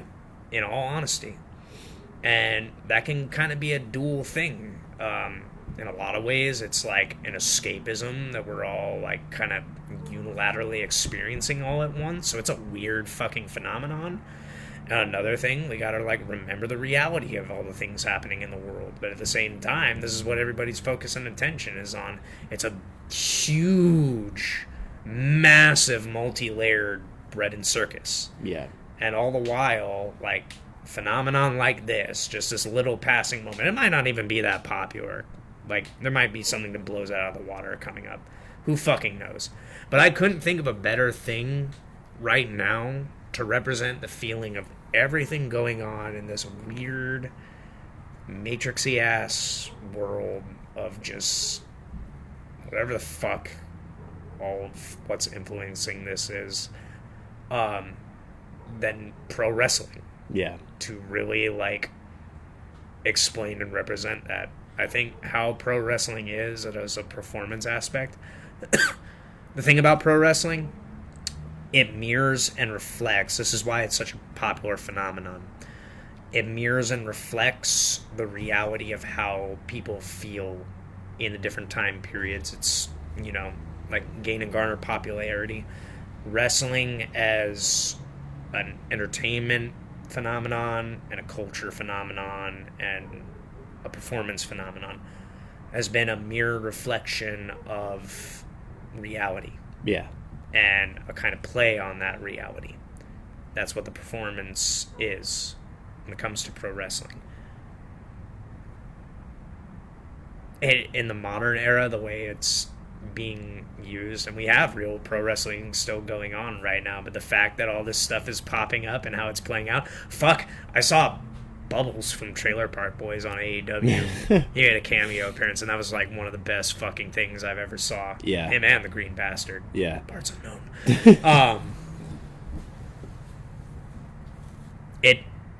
Wrestling perfectly encapsulates and encompasses the feeling that I have about the world right now. Everything feels like a theatrical production. Yeah. And I've said it for a long period of time in the living circumstances we live in, where, you know, it's a little bit rough and tumble, and it's hard to afford things. Our entire city that I live in and he's lived in the like realm and territory in of like our entire lifetimes, Yeah. is this kind of liminal suburb that grew around me as I developed. My life was basically dropped into just this weird central California, like digitized kind of suburban hellscape in a lot of ways. My entire world felt like it went from a real phenomenon to a fake phenomenon. Mm-hmm. Like my entire life. So a lot of the world feeling theatrical to me. Things like this with AI just like doing this goofy shit, even though it's goofy on the surface. I grew up with MTV and things like Jackass and the early 2000s influences and like punk and fucking hard rock and skating, all this kind of shit. Grew into like wanting to pursue music and stuff like that. Never thought I'd be doing fucking wrestling, but here I am. It kind of grounds a little bit of this like fantasiatic reality to me, that the most perfect thing I can like find for this passing moment as a kind of like synchronized phenomenon at large is that the entire world feels like a giant theater production. It feels like this giant stage. Yeah. That everybody collectively is like participating and playing a role in some way and sphere. If you're just watching the phenomenon or if you're participating in the it doesn't matter. Everybody's watching the spectacle. And at the same time, I think people are beginning to realize the entire fucking world itself at large that's allowing and facilitating all this, it's just one giant spectacle. It's a big interconnected spectacle. Yeah. A lot of it is. Well, I think that's a pretty good stopping point here. I think I'm blabbered. But I would say before we wrap things up, what's one thing that you'll say to everyone before we go? What do you want me to specify on? Well, what's like a good one? What's a good close from Travis Langevin? His parting way, his parting message to the world.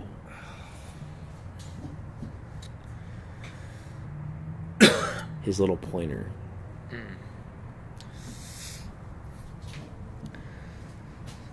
Ladies and gentlemen, for those of you listening, I want you to know, as far as it goes in life, a lot of people get challenged and met with a lot of trial and tribulation.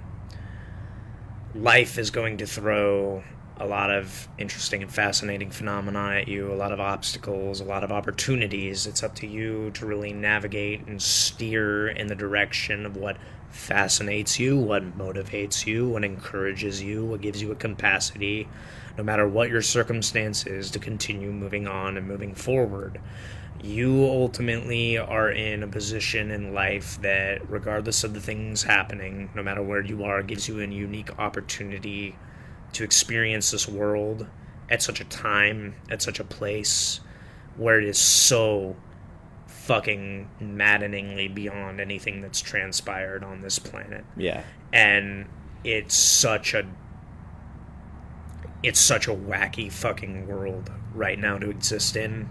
It's layer upon layer of depth and so many different things that can pique your interest and your fancy, and at the same time you have the ability to cultivate whatever life you want to fucking live, really, of your choosing, so long as you set your mind and your potential to it.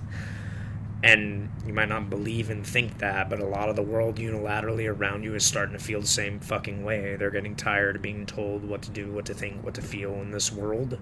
A lot of people want to like change and do things that are out of the norm, out of the ordinary, not because they want to see their civilizations necessarily decline or collapse or downfall.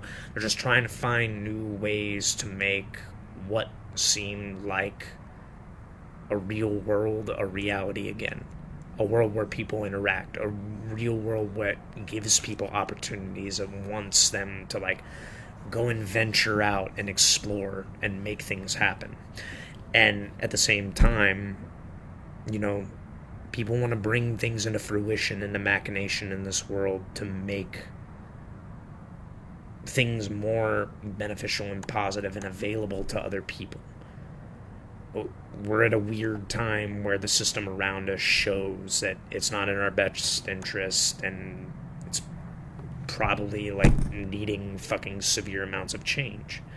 There's a lot of answers and things and a lot of people growing up and coming up in this world right now that have been dogged on and shat on, that a lot of people probably aren't giving, you know, opportunity just in the current paradigm of influences, that can bring solutions into the world, can bring things into the world that are going to be beneficial and of a positive thing.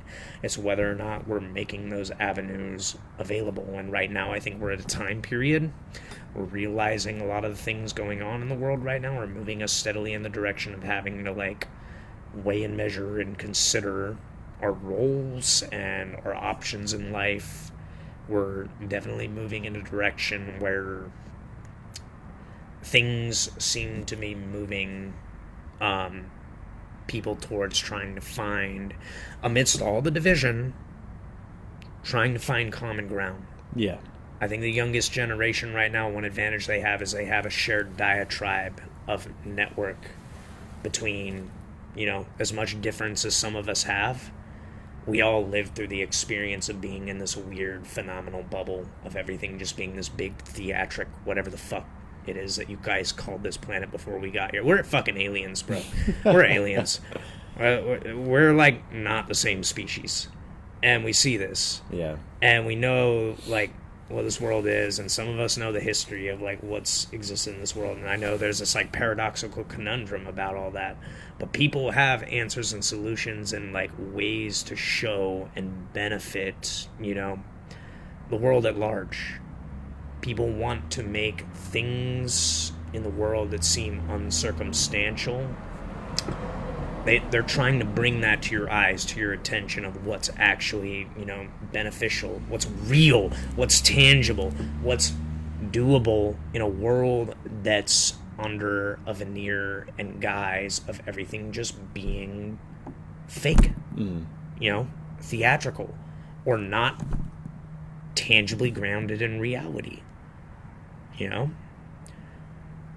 it's up to people to start moving in directions and, like, really tear themselves out of that. As fun as all this is, this digital mainframe and being involved and invested in this, it can brain drain you. Mm-hmm. It's not the only thing going on in reality right now. There's still a lot of circumstances that are beyond all this. If anything, what people are going to start realizing is what the technology has allowed more people to do more than ever is act as a conduit to show there's more unilateral similarity broadly in the world than there is differentiation and division and separation, whether they be idealistic, belief-based, you know, political, whatever the fuck. More people connect and are connected and unilaterally unite under a degree of knowing and having this kind of curiosity and wanderlust for a world that's open and allows movement and autonomy in it, rather than the world, which ironically, you know, being what it is, that world produced this technology under constraint and the desire to confine people to it as a prison. The very technology that was developed for, you know, confining people to a circumstance of being locked behind a screen, it's also the same technology that's unilaterally over time showing our similarities and our interests being more a place of common ground, more a place that can be expanded upon and explored and kind of provide people a gateway to wanting to actually play a role in reality again. Originally, people escaped to the internet to get away from the reality. Now people want to escape the internet to get to reality. Oh, yeah, we do. Gosh. No matter where you go, shit's just weird. Mm-hmm. So you have a choice. You have more choice than you think you do. A lot more people are needed right now, and a lot of people are at an age similar to us. How old are you? 26. I'm 27. Like, a lot of us are coming up in that portion of our lives and that age of lives where, you know, it's a weird fucking time right now. There's a lot of people running and owning everything, but we're basically moving into our prime, gonna be in that position where what the fuck happens? Yeah. A lot of people are starting to move in that direction where they're getting over the fucking hill and they know it. Who's picking up the pieces from there? You know? Yeah. If anything, there are going to be a lot of people needed to, like, physically do things in the world. And right now, the youngest generation, like, they're moving in the direction of being in their prime years. So start doing things that are going to make an impact and a difference, whatever that might be.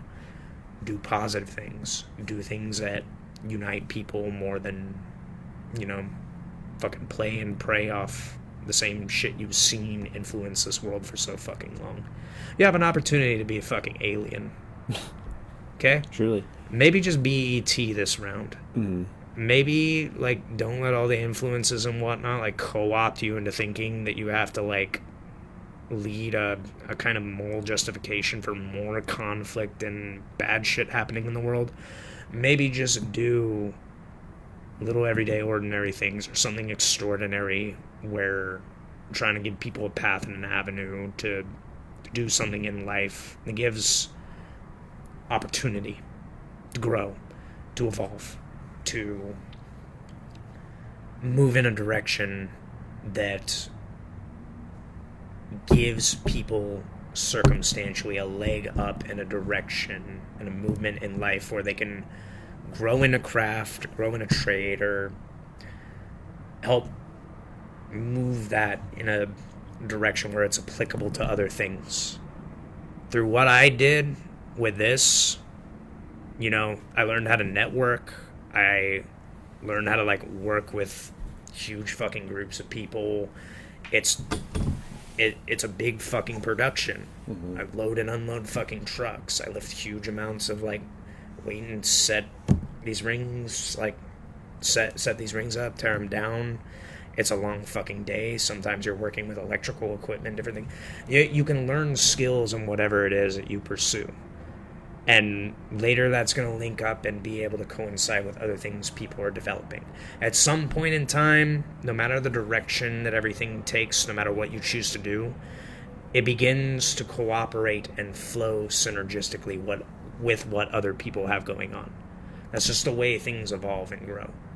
It starts out not making much sense, and then somewhere in the middle it begins to come together. Yeah. We're living in a very interesting time right now where things, for one particular moment, came together in a perfect way where I was like, okay, I kind of see it a little bit. Mm-hmm. I see things making sense and coming together in a way that's kind of comical. Makes sense. It's very theatrical, but makes sense. Yeah, oh my gosh. Well, we definitely covered all the bases of things. Dropped some crazy bits of information, and I hopefully, you know, regurgitated what everyone's thinking right now. But yeah, that is Travis Langevin, the one and only and the great. Coming on for the 6th episode of this Fragile Fire, meaning that you have tied together a saga worth of episodes that have come out so far. So congratulations to you. Nice. There are 6 episodes now, episodes 1 through 6. Awesome. And so obviously there's going to be more episodes and whatever, but I'm glad that this one, having been a special guest episode with somebody who definitely has the wherewithal to bring some insight and to help guide you along this interesting journey path that we're all part of. So I thank you for coming on, Travis. Thank you for having me. Of course. It's really, really fun to do. Yeah. And this, again, is in episode 6 of this Fragile Fire. And I'll see you for the next one.